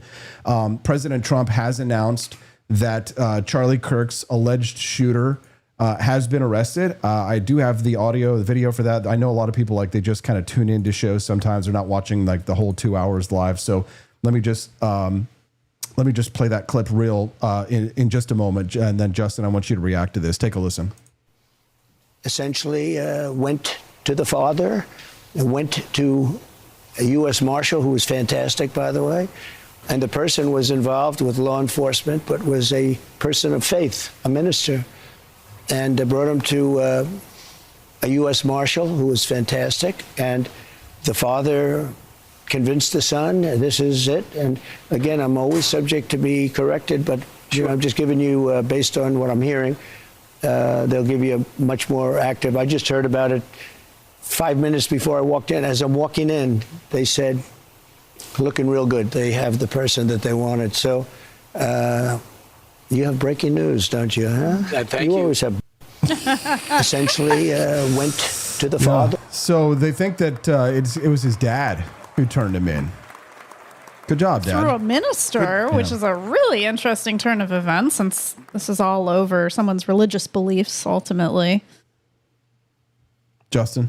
Well, the value of human life, I mean, religious people tend to value human life a little bit more than the secularists do. Good for that dad. I mean, that can't have been an easy decision to make, to incarcerate your own child. Yeah. Or turn your own child in. But, such is the true integrity that father demonstrated, So to stand up for what was truly right, which is you don't kill people. And if he was talking to a minister, his dad may have been a man of faith. Justin, some of these teachers who've been making these TikToks and videos celebrating, they've already been fired. Others are being investigated. Is that enough, would you say? Wonderful. Well, I mean, they got off easy, like I said. Some of us are being killed for our beliefs. So, I think they got off perfectly fine. And I'm absolutely happy to see it. Yeah. Bring it on. More of this, please, as the left likes to say. More of this, please. More of this. These ideas need to be shuttered to the sides and fringes of our society. Pushed back. These people need to be pushed back and out of our society. Yeah, this is an idea that I had. It's actually not a very popular idea, but this is how I feel about it, is that I don't really believe in cancel culture, but in the extreme times that we live in, we're in war. This is war. Yeah, this is war. Yeah, we're in war. So here's the rules of war, as I see it: that we should cancel them, we should demonetize them, deplatform them, give them every bit of the taste of the medicine that they've brought to us, and then we should also resist it against our own people. So if they try and cancel our people, me, you, Cliff Maloney, anybody that's on our side, we protect our people. We don't allow it to happen, but we absolutely let them reap the consequences of their own behaviors. 100%. Yeah, 100%. This is war. By the way, it's a hypocrisy, but it's an open hypocrisy that I absolutely understand and accept. Well, I think death threats should not be acceptable by anybody on social media platforms. I think that should be reported immediately, and those people should be taken off social media. I don't think that's free speech to be threatening somebody's life. Is it? It depends. Well, it depends to some extent. No, because they're the ones always going off about your speech has consequences. Your speech has consequences. And I'm like, oh, but only for one side, right? Yeah. Only for one group of people get consequences. You guys just get to literally celebrate like demonic ghouls the death of someone that you don't agree with. And it's okay for me to do it. See, the thing is the left has operated within this sense of social safety for far too long. They need to feel a little bit more intimidation about what they say. So I am perfectly fine with these people getting fired because at the end of the day, the belief systems that many of these people hold do not comport with liberal democracy. They do not want to operate within liberalism. If people would just understand that a communist ideology is a parasitic ideology, that's the weakness of liberalism, I have to say. Because liberalism allows for open discourse. It allows for people to have differences of opinion, which is what makes it completely unique. Communism sees that as a weakness. Communism sees liberalism as a weakness, and it will infiltrate the liberal experiment and begin to destroy it from within. That is the whole thing that we're living in right now. Because these people, remember, they want you to live into your liberal values. But the minute that they're in power or that they have control, they will destroy you. They do not comport with the same rule book that we do in a liberal society. This is the thing no one seems to understand. Justin, it went quickly from celebrating Charlie Kirk's assassination to over on Blue Sky, which is like where leftists, when they fled Twitter, when Elon Musk bought it, they all went over to Blue Sky. It's the more accepting social media platform. Yeah, it quickly went from celebrating Charlie Kirk's death to now calling for Ben Shapiro, Donald Trump, and others to be next. What do you make of that? Yes. Because it's the only way that their ideas can live. Think about that. The only way your idea can survive is for you to kill other people. Who is the villain here? Who is the villain? If you must draw blood to extinguish the voices of human beings who don't agree with you, your ideology is the demonic evil ideology. You are the baddies. You are the baddies. And I just want to say thank you to Mighty Megatron for giving us some rants in the chat today. He says, give us the child for 8 years and it will be a Bolshevik forever. That's a quote by Stalin. One of Richard Nixon's buddies who got busted in the Watergate thing, he had a quote. I don't know if he originated it, but he was talking about during the Vietnam War, and he was talking about killing communists. And the communists were saying things like, "Oh, you can't kill an idea," but he said famously, "You can't kill an idea, but you can kill everyone who holds that idea." See, I'm not advocating for death. I'm just advocating for stigma. Bring back stigma. I want stigma again. Don't stigmatize. Oh, stigmatize. Just let everybody live and just say what they want without killing each other. I mean, I'm fine with that. You would think. But how do you live with people that hate you? That want to see you dead? But I mean, we can't advocate for the death of this killer. We can't. No. We can't. Why not? Why can't? I mean, why can't we advocate for the death penalty for this killer? Well, because okay. So here's the thing. I understand that the thing that we do to ourselves in this left-right conundrum is that we often lock ourselves into one way of believing. We have to sort of have a deeper sense of the moment that we live in, okay, the moment we're living in, and understand that we don't always have to have the same opinions on things all the time. So, for example, I've been seeing a lot of people talking about this idea of bringing back public executions as a deterrent to crime. So that once upon a time, we killed people in the public square. We let people come to see people being executed summarily as a sociological deterrent to people acting out in ways. And listen, if we think that that's unnatural, animals will kill each other if one turns on the pack. So if there's an animal in the pack that turns against the pack, the other members of the pack will kill that animal. So we're only acting in accordance to our sort of primal nature here. But I'm not actually opposed to the idea of public executions again. Same. I think that if you hang people, the death penalty, but I believe that if we have the death penalty, it should be conducted in a public manner. Yes. And also, and I take it a little bit further. This is maybe my, Genghis Khan inside of me. I actually think everybody who is registered to vote should also be randomly selected to participate in the execution. Like So a that- jury system. Yeah, there should be I think anybody who exercises the right to vote is exercising violence. I think that democracy, I think that voting is force. And so therefore that if we do have the death penalty, which I do not agree with, but if we are to have the death penalty, it should be in public, and every single voting citizen who is registered to vote should be required to be in a random lottery to pull the trigger, in my opinion. And Cliff Maloney was saying that he's having his own internal debate because usually he is against the death penalty, but in this specific case, because it's hitting him personally, he's saying, I'm okay with the death penalty for, this killer. And it's really hard because, what if an innocent person is killed? That's what I always go back to. Like, what if they say this is the suspect, but it really isn't, and then he's killed? And I don't like that whole slippery slope of we're going to kill innocent people eventually. Right. Barney Stiles asks, doesn't Utah still have firing squads? Yes, they do. Yes. We talked about it yesterday. Nelson65 says there's a guy doxing all these laughing and rejoicing at Charlie's death. He's got about 50 fired. Well, congratulations. Steelbringer says he agrees. Thank you for your generous financial contributions, guys. Justin, that actually brings up interesting question.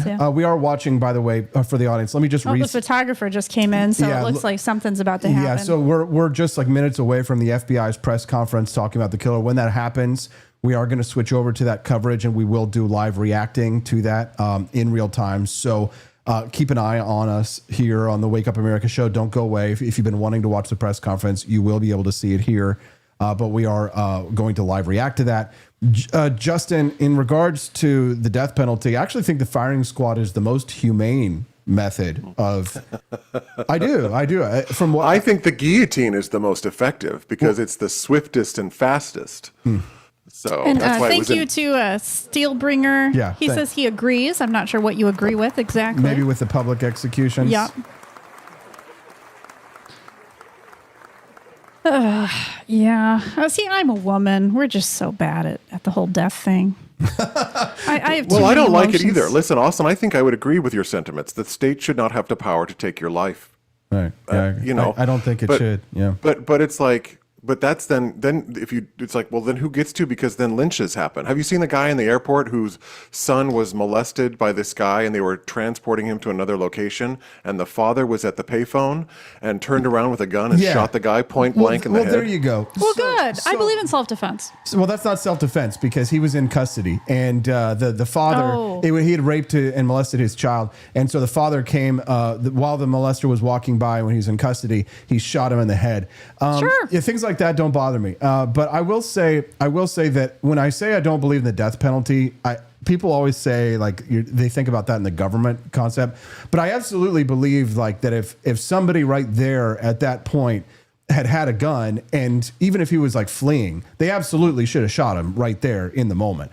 I think there should probably be a 30-minute to an hour there's leeway where if a person is engaged in a violent crime or a violent act, that citizens and police officers, you should be pretty much fair game to that sense. Well, yeah, and what did the founders think, Austin? What did the founders think? How would the founders have handled that situation with criminals of the state? What would Jefferson? What of Washington? An what eye of for an Thomas eye. Paine?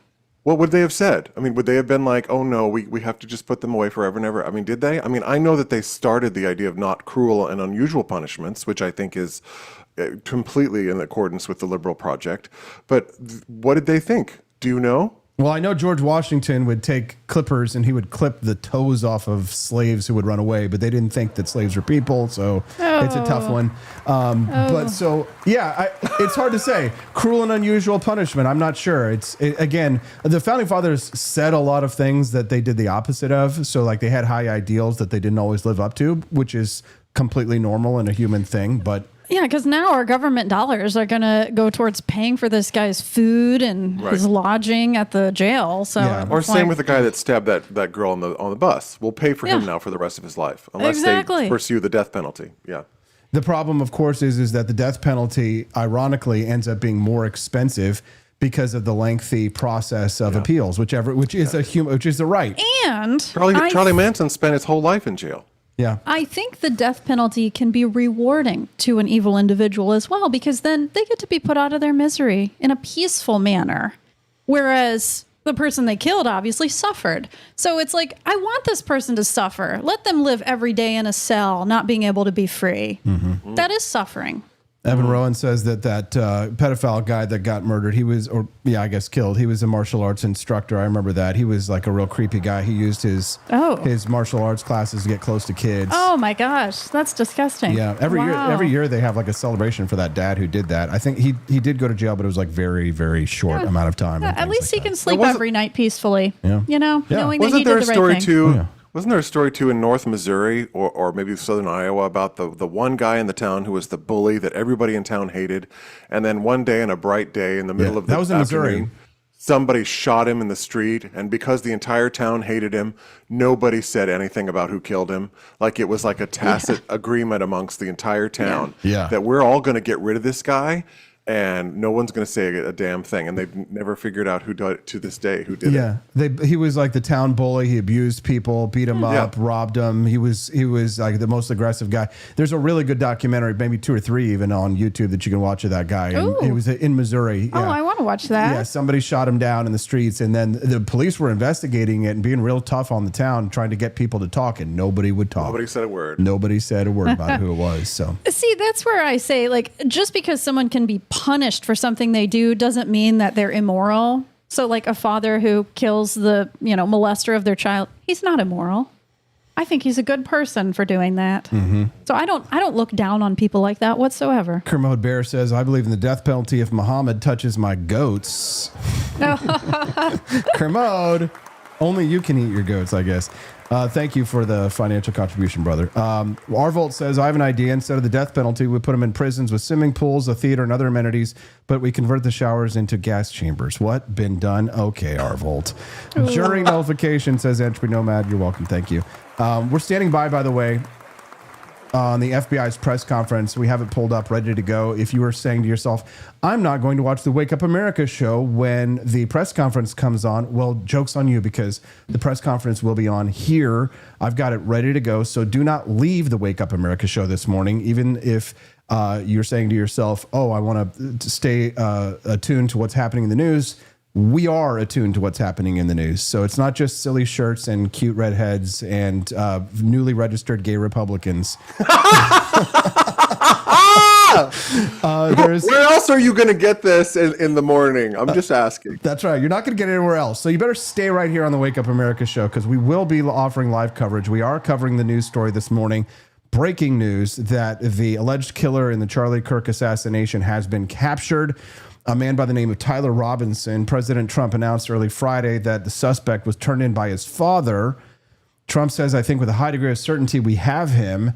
Somebody who was very close to him turned in. The president said that he was not going to say who it was, and then he said who it was. It was the suspect's dad.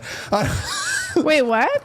Because if you listen to Trump's comments, he said, I don't really want to say who it is, and then he proceeds to say, tell you who it is. Like, he would be a terrible person at Christmas. Yeah, exactly. Giving all the Christmas secrets away. Yeah, I don't want to tell you what I got you, but it's going to be a great new television, and you're going to love it. Does Trump sometimes remind you of our dad, Justin?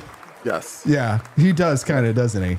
Yes. He's got those same kinds of qualities. He'd be like, I spent a lot of money on that present. Oh my gosh! He'd be like, yes. He'd be like, I got that present for $5 from TJ Maxx. Or he'll be like, I left the tag on that for you, just so you know. Yeah. Yes. Dad's probably listening to us right now. He's so mad. We love you, Dad. He goes, you know your daddy don't pay no full price. Your daddy don't pay full price. Yes. Yeah. So yes. Hey, I'm cheap too. I can't talk poorly about people like that. Yes. There's a man talking. Yeah, let's see what we got here. What's going on? Check 1, 2, 3, 4, 5, 6, 7, 8, 9, 10. 1, 2, 3, 4, 5. Yeah, they're just doing audio checks. I'm just gonna go pee for liberty before this press do conference. Do it, Stephanie. Go do it. All right. We're going to take a quick little break. Tell you what I'm going to do. We're just going to take a brief little break. We'll be back in a minute and a half. Justin, don't go away. Stick around. We're all just going to go pee for liberty. Looks like the press conference is starting momentarily. We will be back in just 2 shakes of a lamb's tail on the Wake Up America show on the 4 Liberty Network.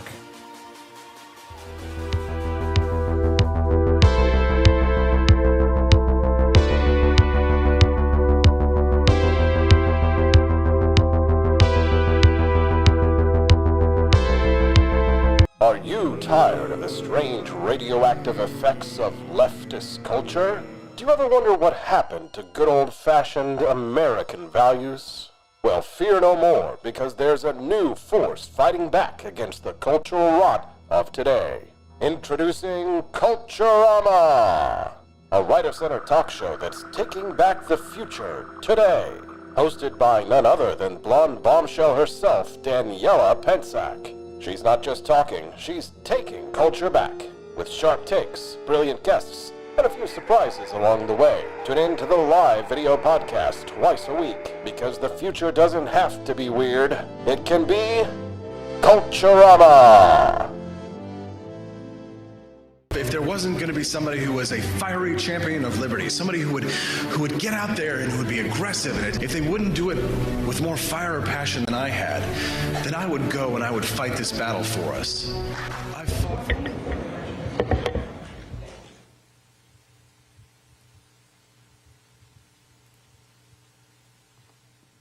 Let me tell you secret. Good morning, pineapple. Looking very good, very nice.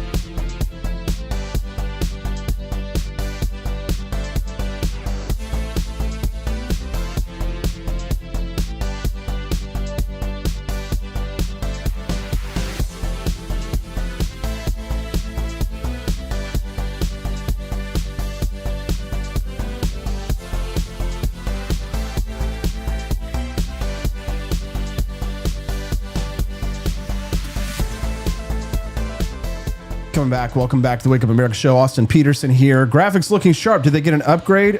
Sort of. Decision points. This thing over here. A little bit. Yeah. No, that's actually, that's not a graphic. That's an actual neon pineapple on the wall over there. So it's Freedom Family Friday, which means that my brother, Justin Petersen, who just registered this week as a Republican, live on the Wake Up America show. You skipped the Libertarian Party years, Justin. Good idea. And joined the Republican Party right away. Don't need to waste your time. Yeah, I am Alex P. Keaton. Yes, I've decided. Crazy. We're keeping an eye on the press What a world. Yeah, we're keeping an eye on the press conference this morning. If the FBI does begin soon while we're live, then we will switch over to it and react to it in real time. But Justin and Steffi were having an interesting conversation behind the scenes that I thought you all deserve to hear.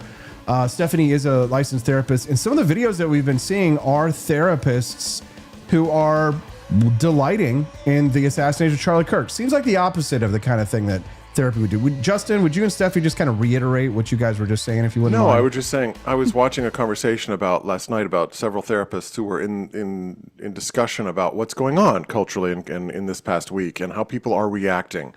And the extent to which the therapist profession, again, like many of the things in our country, has been colonized by a completely one-sided view of things. And unfortunately, many of the people that are practicing as therapists are themselves personality or characterologically disordered. So you're seeing people who are themselves not well, providing mental services to other people who are also not well. It's a recipe for disaster. Absolutely. And I see, because I work on therapy platforms, so I can see what the other therapists are like. And I mean, they're talking about themselves and their own issues. It's just so inappropriate. They have no boundaries. And I think myself, luckily I don't have any clients who are coming to me about the Charlie Kirk shooting who are for it. I've had somebody who said, like they were upset about it. But if somebody came to me and said, I'm so glad this happened, as a therapist, you really can't insert a lot of bias. But I would probably just question them and try to ask them prompting questions to help them logically think about the situation. Mm-hmm. But, some therapists just believe you have to validate. It's all about validation. Right. You have to validate everyone's feelings because they're all legit. They're all right. It's okay to want to hurt people. No, actually, like I'm a mandatory reporter. So if someone wants to hurt somebody, I got to report that actually. No.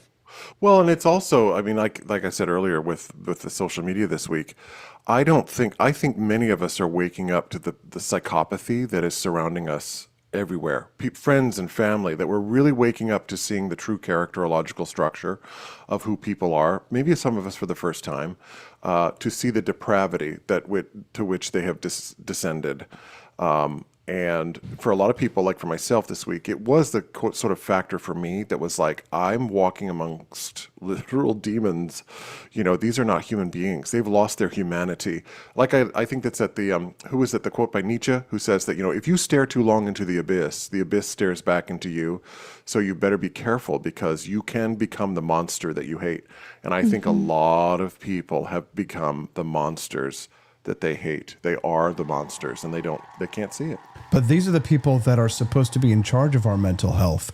Correct. Which means that the mental health, the institutions of mental health themselves are propagating the disease that they were created to spread. How did we get here, Stephanie? How did the mental health institutions, of which you are part, how did they become ideologically captured?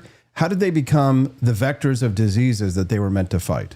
Well, I know personally, when I was in social work school, the degree itself, it attracted people with issues because people were hoping that they would learn how to fix their own problems through going through social work school.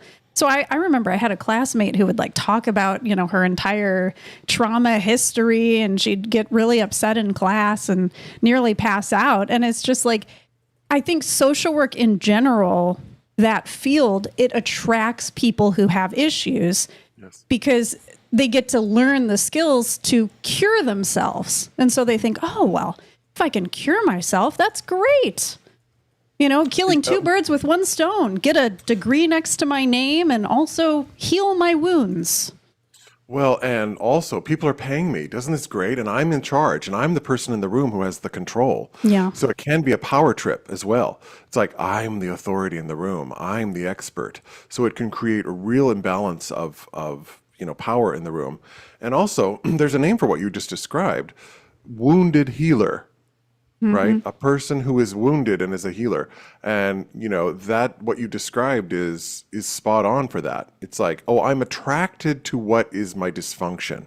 I'm attracted to my dysfunction rather than I'm going to, cure my dysfunction. It's a recipe for disaster. It's a recipe for, and that's, I mean, if you see that, notice too, with the transing of children, what is the one thing that they don't want kids to do? Therapy. They don't want. They don't want kids to be in therapy. Well, they don't want them to think about their problem. They don't want them to self-reflect. They don't want to ask deeper questions about is this really what I'm feeling, or do I just feel pressured from my friends, or more horrifyingly, do I feel pressure from my parents to do this? Is my mother, operating as a succubus and deciding that she wants to use me to enact her own social status elevation by transing me? Right? Mm-hmm. Which is what we saw in the kid who shot the Catholic school.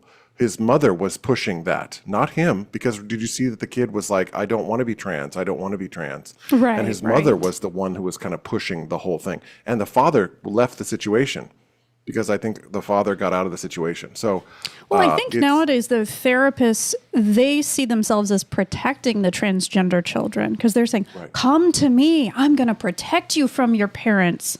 We're going to call Child Protective Services and make sure your parents don't continue to hurt you by not letting you transition. Which, if anyone has studied psychology, I'm a layperson. Why do I know about Karpman's drama triangle? That's literally what they're doing. They're enacting Karpman's drama triangle. What is that? Karpman's drama triangle is the triangulation of victim, rescuer, and perpetrator, right? So the therapist inserts themselves into that drama triangle, which they should know better than to do that, because they should have had the studying to understand, oh, I'm being pulled into a psychometric dynamic that is not conducive to health. They have to break that. They are not the rescuer. The therapist is not the rescuer, especially against a parent. So why do I know that and they don't? Why do I know that and they don't? Right.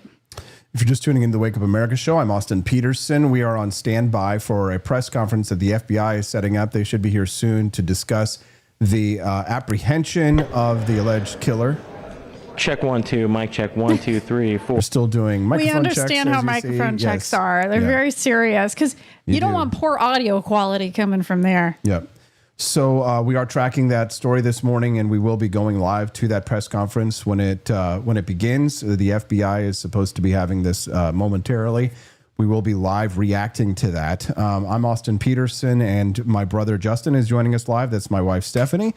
And we stream this show live 5 days a week. We'd love to have you be a regular guest. So make sure that you click the follow button. Again, if today is your first time watching the Wake Up America show, we'd love to have you come back and join us again 5 days a week here on the Wake Up America show. So teachers, the teaching profession, corrupted by Marxism, the therapists,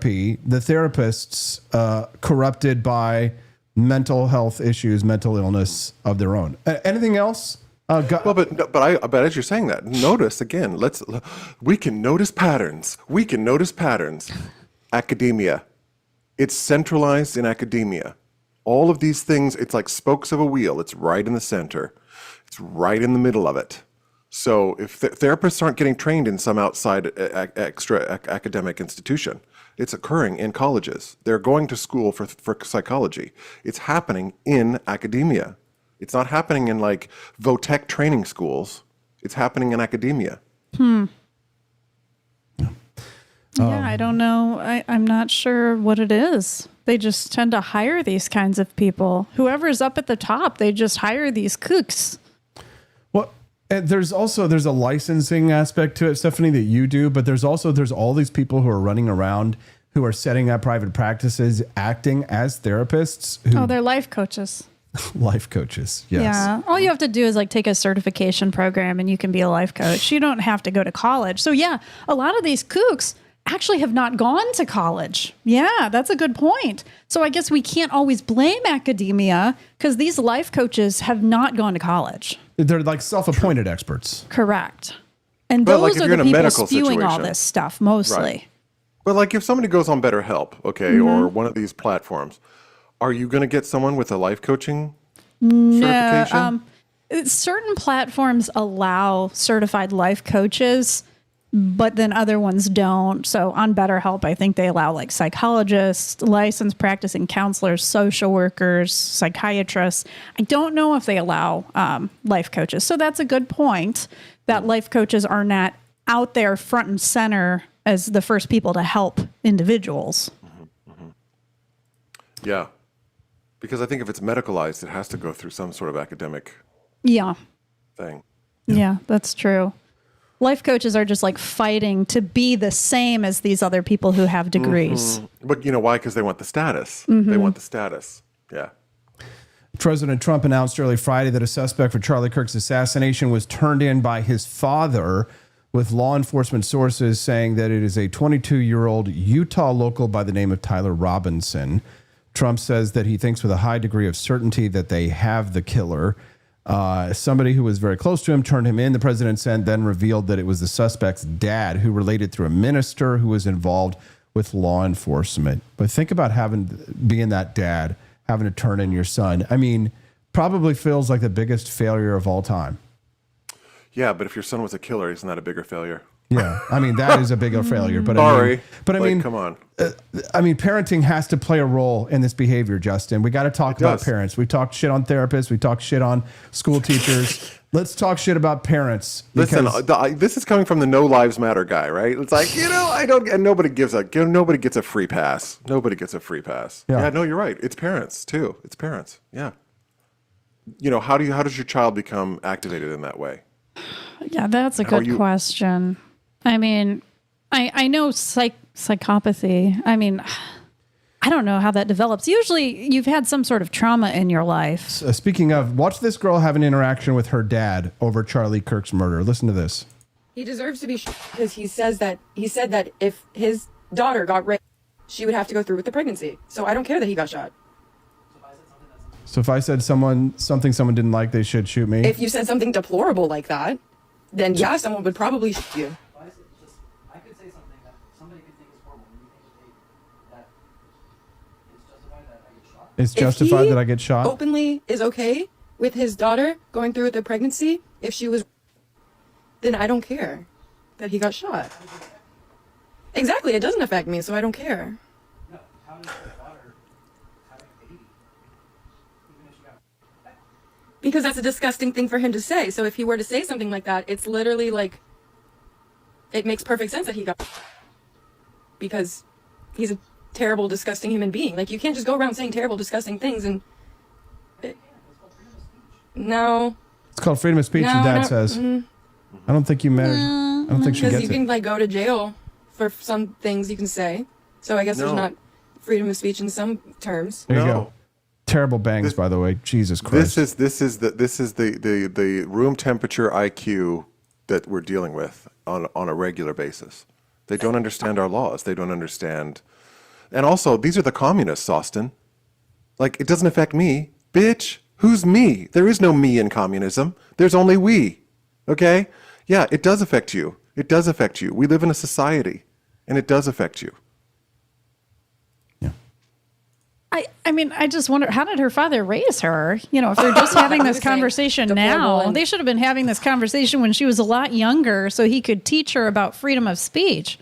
Some people, they're going to take that and they're going to do something about it. Like, I just can't feel bad for someone like him.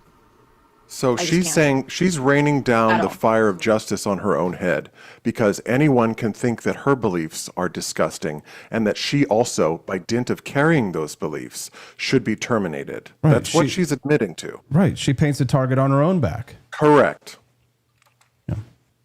But none of her beliefs are wrong, though. That's the thing. In her mind, all of her beliefs are accepting and loving, and there's no reason anyone should ever hurt her. And that's called delusional psychopathy. Yeah. Yeah. If he would put that on his daughter, then I don't care what anyone puts on him. I just don't care. He's a bad person. He's done more than horrible things than just that. I can't name all of them off the top of my head. I can't name just genuinely do not care about him. Can't and name it, him. and it doesn't Right. affect me personally that he said that about his daughter, but it affects how people who look up to him will see the world and be like, oh, okay, so if he thinks that's okay, then I guess it's okay. So no, I don't care that he got shot. Can we also say that this woman I don't think people probably like has that. never seen, this woman has probably never seen Charlie Kirk do a debate.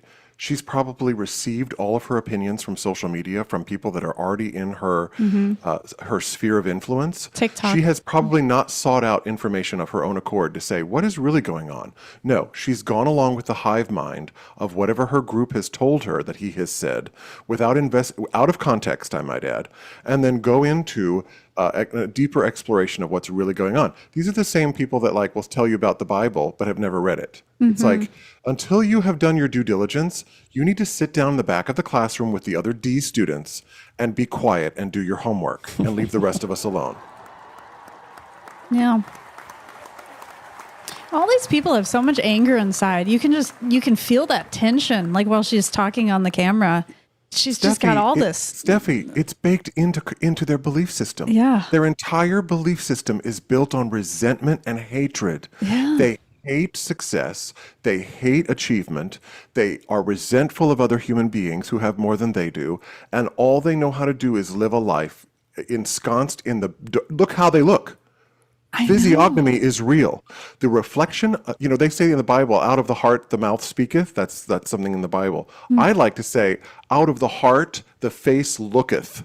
When people look a certain way, they get ugly. They get uglier and uglier and uglier physically. They look like demons. Here's this is Charlie Kirk having an interaction with a transgender person on a college campus. Take a listen.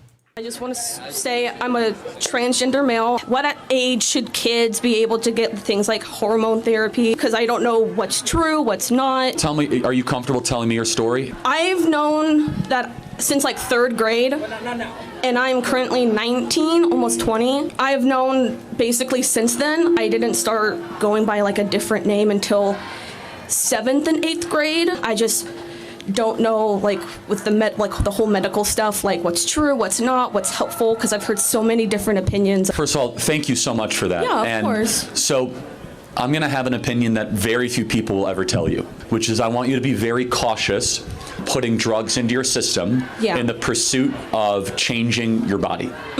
I instead encourage you to work on what's going on in your brain first. I think what you need first and foremost is just a diagnosis. Just someone that is going to listen to what you've gone through, listen to what else is going on. My prayer for you, and again, very few people will say this, I actually want to see you be comfortable in how you were born. Yeah. I know that you might not feel that way, but I think that is something that you can achieve. I think that with the right team and the right people, you don't have to wage war on your body, you can learn to love your body. I think that's good advice, honestly. Rational. Yeah. Why should a 45-year-old person be prisoner to decisions a 17-year-old version of themselves made? Right. And this girl, I mean, she clearly seems to be confused, and she's admitting it. She's saying, I just don't know the right thing to do. And so, honestly, after that day, I wonder what happened to her. I really hope that she did think twice about taking drugs to change her hormones. Tyler Robinson, 22-year-old resident, has been taken into custody for the assassination of Charlie Kirk. Killer confessed to his father, who is apparently a 27-year veteran of the Washington County Sheriff's Department. Oh. The father contacted authorities and secured his son before he could be taken into custody. He looks like a nice boy. He just looks like an average 22-year-old boy. Tyler Robinson, it does show here in this shirt, Tyler Robinson allegedly wearing a red shirt of the Democratic Socialists of America policy. Oh, it says be the change? Yeah, that's the Democratic Socialists of Salt Lake. So apparently. But then he was also wearing a disabled veterans T-shirt. When he committed the Land assassination. of the Free, Home of the Brave. That was probably to fit in again with the crowd. Yeah, costume. So he disappeared. Probably costume. Here's him and his father at a restaurant. Tyler Robinson, the alleged murderer. His dad is totally a Republican. Look at that American flag on the sleeve there. Yeah. Absolutely. Yeah. Here's a video of Tyler Robinson speaking. Congratulations. You have been selected to receive the Resident Presidential Scholarship from Utah State University. The value of this scholarship is approximately $32,000. This scholarship is available for 4 years or 8 semesters. Scholarship student. Gosh, what? He doesn't look weird. He doesn't have the weird piercings, how? Is he a Manchurian candidate? And isn't he person non grata in the system? Don't they hate white cis males? Isn't that funny? Oh, yeah. In the LGBTQ community, they hate cisgender males. Oh, yeah. Absolutely. But they don't, because we saw how they behaved after Luigi Mangione. Yeah. So they love them as long as they are psycho killers, In the cult, as long in as the they're death murderers. cult. You got to be in the death cult with Yes. us. Yeah. Yeah, and that's why they do this. That's why they join these institutions, so that they can feel, because they're hated. They want to be a part of the cult, and the only way to get in is to do acts of violence or to do things like this, like you would join any other cult or initiation, gang initiation. I will say I am ready for Antifa to be listed as a domestic terrorist organization. Agreed. I am ready for that, But also, I want the full force of the federal government to crack down on this stuff. We have Republican control of all the branches of government. I am tired of milquetoast Republicanism. Same. I want this stuff shut the fuck down. We need to be going after these people and Justin, a putting them in jail. Republican one day, and he's already. Wow. I want a violent federal. I'm going crackdown. full authoritarian. That's what you get when you join the GOP. He's going to go out hunting with a rifle. Justin's going to get a That's gun. right. I'm going to start smoking tobacco. I'm going to Yep. smoke tobacco, wearing the American flag, and I'm going to start talking like this. I'm going to be like my fellow Americans. Wow. You're going to be ready to work on the farm with your dad. I guess so. I'll be buff. I'll be Yes. farm tough. Yes. It is 9 a.m., which ordinarily we would end the show right now, but we are waiting for the press conference. And so for anyone who wants to stick around with us right now, you can, or you can forever hold your peace.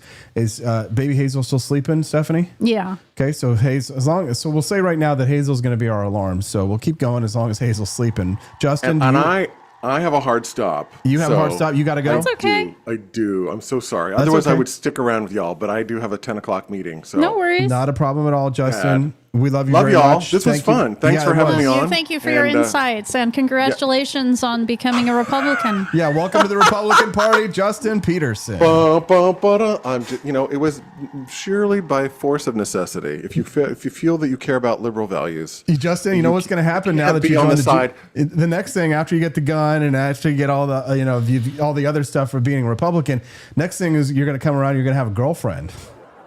That's the next phase of my de-evolution, I think. Yeah, you're going to be, and her name will be Michael. Have you met my wife, Michael? Yes, Michael? exactly. Yeah. Love you, bro. I love you too. Love Talk you, to you later. bye-bye. See you Bye, later. have a That's great Justin weekend. Petersen. Mwah. Hate to lose him on the show because he's so good.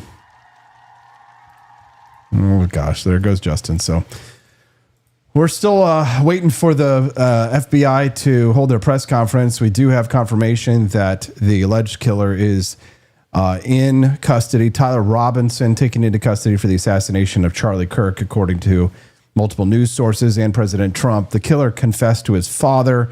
His father is a 27-year member of the police force. So talking about parents, man. It's like, where did he go wrong? Yep. Maybe he just wasn't home enough. I don't know. I guess we got to figure out who the mom is, too. Yeah, I'm seeing right now that the suspect has been apprehended, and his social media username has a Palestinian flag, and profile picture calls for the fall of Israel. No shit. Okay. Yeah, so he's just part of that group. Because and he also has the rose, the international symbol of socialism, and that same bee. He's got a bee in his profile pic. So there you go. Those were his gang signs. I'm sure they're going to take down those profiles pretty soon. Yep. Because they don't always let you have access to those. Yeah, they're going to take them all down.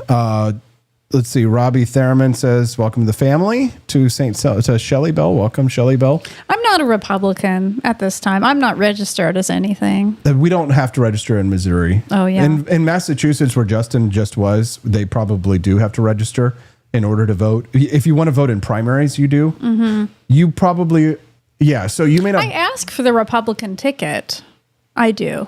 That's for the primaries, right? But in Missouri, you don't have to register as a political party in order to vote in their primaries. You just have to ask for the ballot. And honestly, through all of this, libertarians have not been very kind during this week. What do you mean? Because I'm finding out that some libertarians I used to hang out with are actually the ones who are furthering the hate messages towards you. Yeah, it's true. And it's very disturbing that our own people in the libertarian movement, they're also spewing hate. Yeah. Betrayal, just like the left. Betrayal doesn't come from your enemies. It comes from your friends. Cox, FBI Director Kash Patel, and Sheriff Mike Smith. We also have with us Utah DPS Commissioner Bo Mason, Lieutenant Governor Deidre Henderson, FBI Special Agent in Charge Robert Bowles, and local and federal law enforcement partners. Following the remarks today, Governor Cox, Director Patel, and Commissioner Mason will take questions. Thank you. His mom is a social worker. Are you kidding me? Wow. Crazy. We were just talking about social workers. Oh my gosh. Good morning, ladies and gentlemen. We got him. On the evening of September 11th, a family member of Tyler Robinson reached out to a family friend who contacted the Washington County Sheriff's Office with information that Robinson had confessed to them or implied that he had committed the incident. This information was relayed to the Utah County Sheriff's Office and scene investigators at Utah Valley University. This information was also conveyed to the FBI. Investigators reviewed additional video footage from UVU surveillance and identified Robinson arriving on UVU campus in a gray Dodge Challenger at approximately 8:29 a.m. on September 10th, in which he is observed on video in a plain maroon t-shirt, light-colored shorts, a black hat with a white logo, and light-colored shoes. When encountered in person by investigators in Washington County on September 12th in the early morning hours, Robinson was observed in consistent clothing with those surveillance images. Investigators interviewed a family member of Robinson who stated that Robinson had become more political in recent years. Thank you, Robbie. The family member referenced a recent incident in which Robinson came to dinner prior to September 10th, and in the conversation with another family member, Robinson mentioned Charlie Kirk was coming to UVU. They talked about why they didn't like him and the viewpoints that he had. The family member also stated Kirk was full of hate and spreading hate. The family member also confirmed Robinson had a gray Dodge Challenger. Investigators identified an individual as the roommate of Robinson. Investigators interviewed that roommate, who stated that his roommate, referring to Robinson, made a joke on Discord. Investigators asked if he would show them the messages on Discord. He opened it and showed several messages to investigators and allowed investigators to take photos of the screen as each message was shown by Robinson's roommate.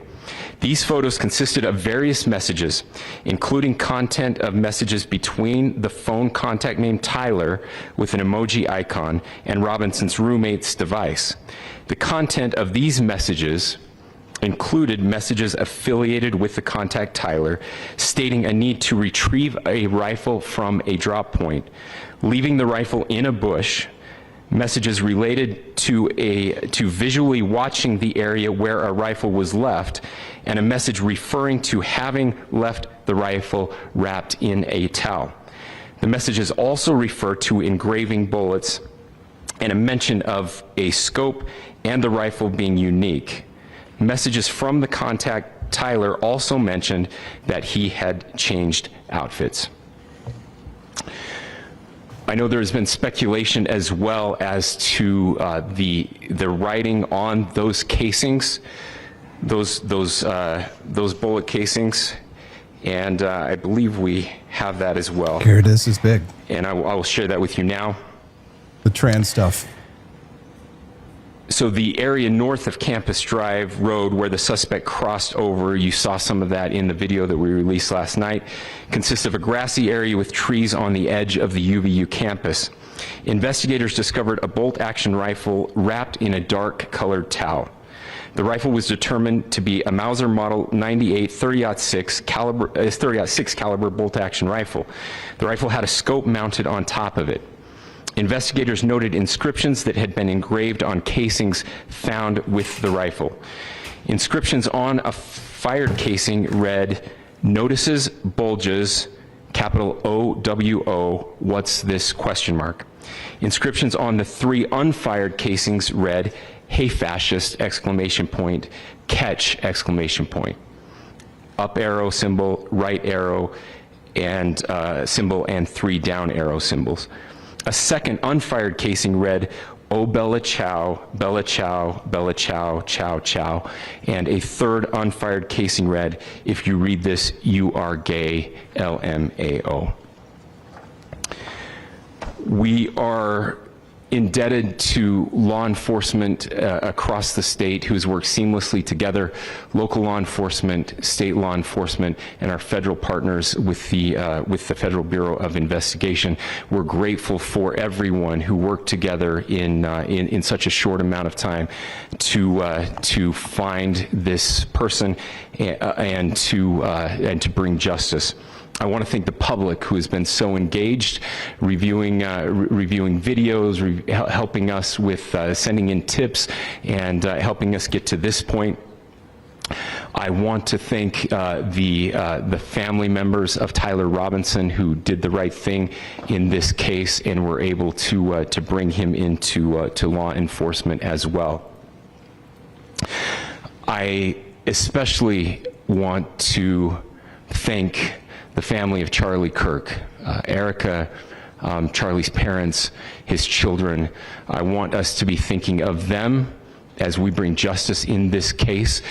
They will be involved in that justice. We will be working very closely with them as we move through this process as well. This is a very sad day for our country, a terrible day for the state of Utah, but I'm grateful that at this moment we have an opportunity to bring closure to this very dark chapter in our nation's history. With that, I will now turn the microphone over to the Director of the FBI, Kash Patel. Oh, Kash Patel. Thank you, Governor. This is what happens when you let good cops be cops. The FBI and our partners are proud to stand here today together to bring justice to the family of Charlie Kirk and honor his memory. I want to express my deep gratitude to President Trump, the Vice President, and the entire White House who have been so incredibly supportive with both resources and just personally to the FBI as a team.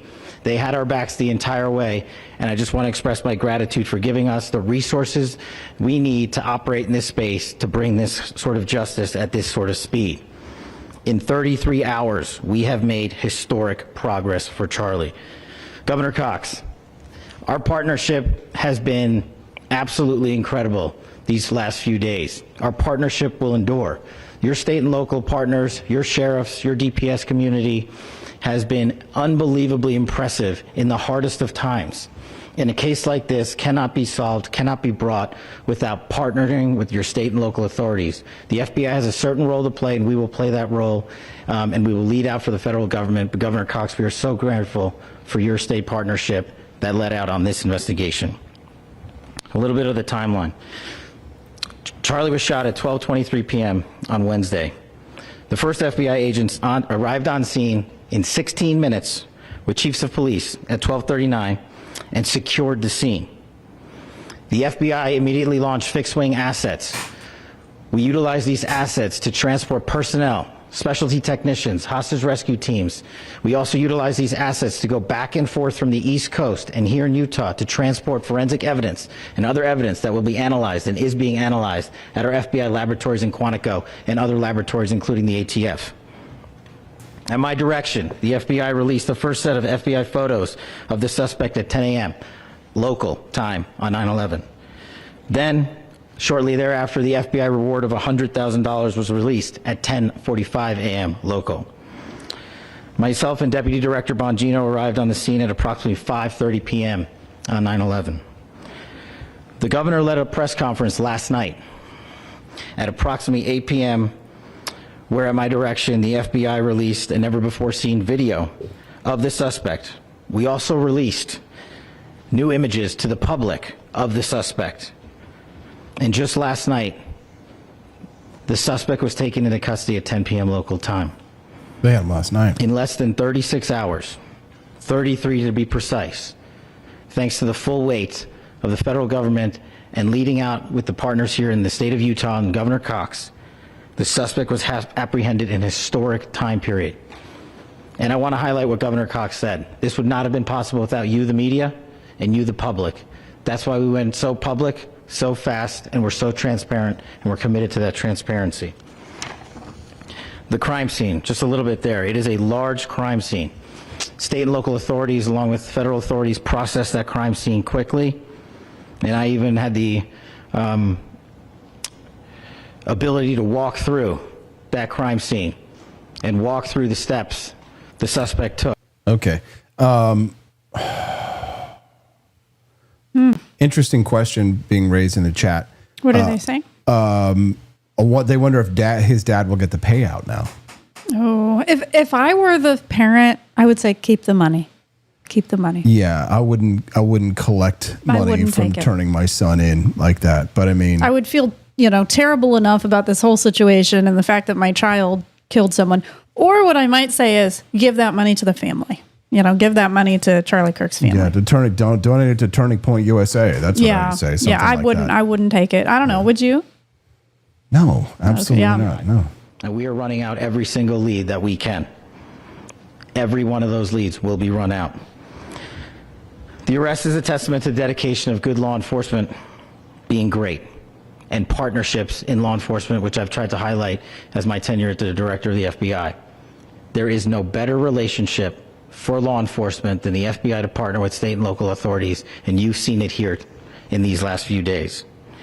The FBI Salt Lake Field Office, along with our offices in LA, Phoenix, Denver, San Antonio, Las Vegas, Pittsburgh, Buffalo, our headquarters component in Quantico, all participate in the FBI. I want to express my deep gratitude to the employees of the FBI, the men and women, the evidence response team tacticians, the special operators, the agents, the support staff.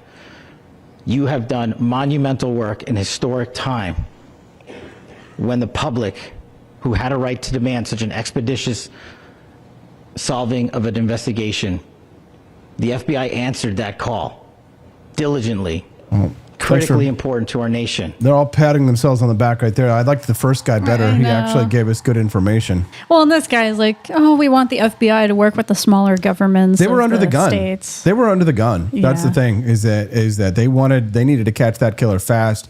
Ever since the Epstein screw up, the FBI has been under a lot of scrutiny for the cover up, for continuing the cover up. And so I think a lot of people were really upset at Kash Patel. And so when this happened and it was, that killer was potentially slipping through their fingers. Yeah. Because as you and I were saying yesterday, that killer, he could have been gone. He could have been in Mexico. I know. I really don't know why these bad people, why they don't make a better plan for themselves to escape the country. Right. You just go somewhere. You just give them maybe more credit than they're probably not smart. Their IQ is not as high as it probably would be. My gratitude for everybody who has played a part in this investigation. The locals. As you know, it's been a complicated, and a very, very fast-paced investigation. You're looking at people standing up here who are running on, if they got an hour's sleep in the last couple of days, they're probably lucky. It has been very taxing. It has been so impressive, speaking on behalf of the local law enforcement, to see the cooperation that we've seen in this type of case. Across the state, sheriffs, chiefs, our state partners have stepped up and have come to the call on anything that we needed. Our county chiefs have been phenomenal. Our Utah County Attorney, Jeff Gray, who's standing up here with us, has been phenomenal in leading us through this investigation. I would like to thank the federal government for their resources, their assets. Our local team here, our FBI team, has been extraordinary in helping us work through this and bring this person to justice. Most of all, I would like to thank the public, and specifically, I would like to thank the public who turned to prayers and who turned to positiveness for us. I would like to thank them on behalf of the law enforcement community, because we needed those prayers. That's what we needed to get through this. We needed your support, and you gave it to us. We needed your patience, and you gave it to us. And I would like to thank you for the Kirk family, because that's what they need, is your support and your prayers, and that will get us through all of this. So thank you everybody that have stepped up. We've had such a phenomenal response to this. Thank you. That's kind of a jab into the thoughts and prayers thing, I you also know. want to give a special thanks to the Attorney General and the Department of Justice. Their unwavering support. Yeah, a lot of back patting going on right out there. And a lot of I don't know, virtue signaling. Yeah. Just like saying words that are a little bit charged with bias on purpose. I just think that here's the guy who said something useful at the beginning. Thank you again to our incredible law enforcement team who has worked so hard. Sheriff, I got a solid 90 minutes last night, so I'm probably the most well-rested person up here. Ladies and gentlemen, I get the microphone, so I hope you'll permit me a moment just to share a few more thoughts about where we are and how we got here and maybe a little bit of where we go from here. I don't want to get too preachy, but I think it's important that we, with eyes wide open, understand what's happening in our country today. I've heard people say, well, why are we so invested in this? There's violence happening all across our country.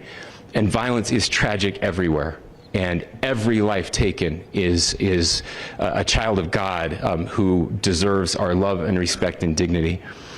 This is certainly about the tragic death, political assassination of Charlie Kirk. But it is also much bigger than an attack on an individual. It is an attack on all of us. It is an attack on the American experiment. It is an attack on our ideals. This cuts to the very foundation of who we are, of who we have been, and who we could be in better times.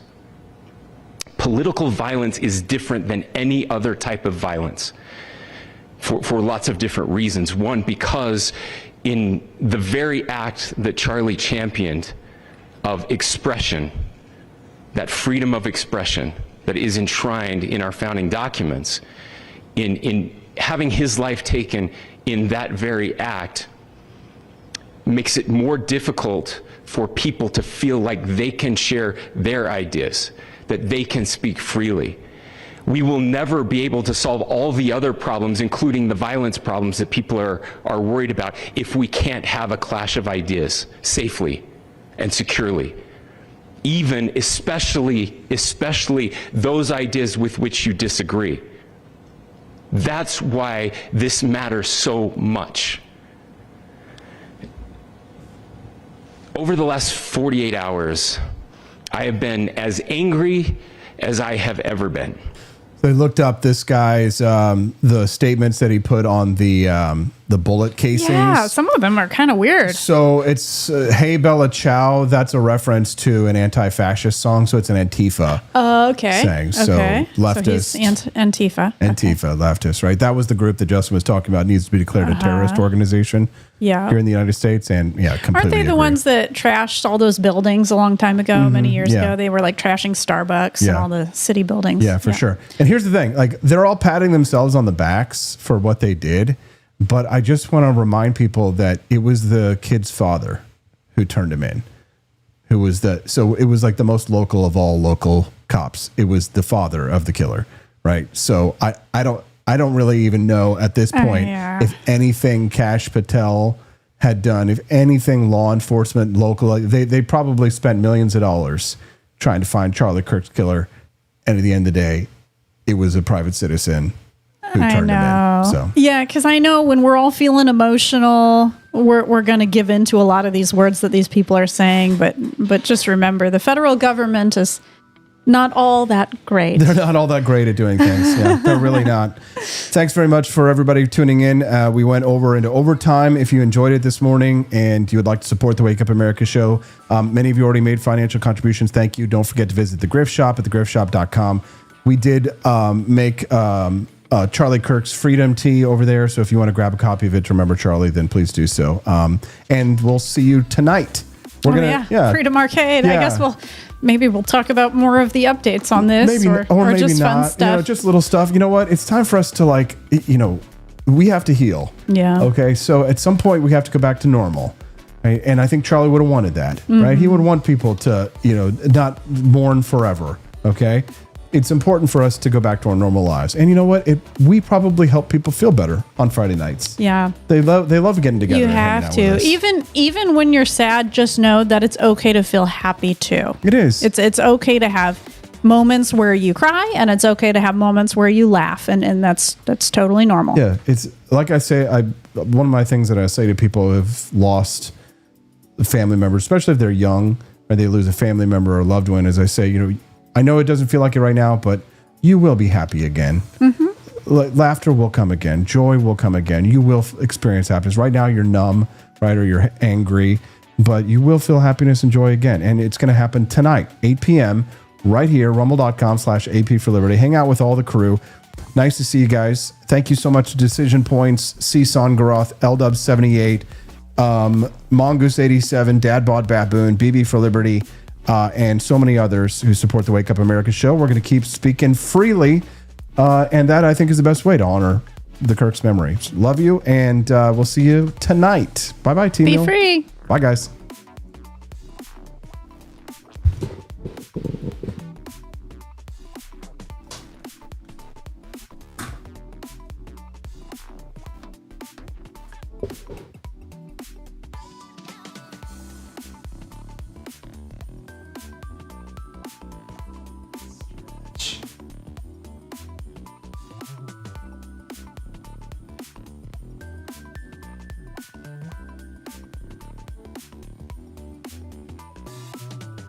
Summer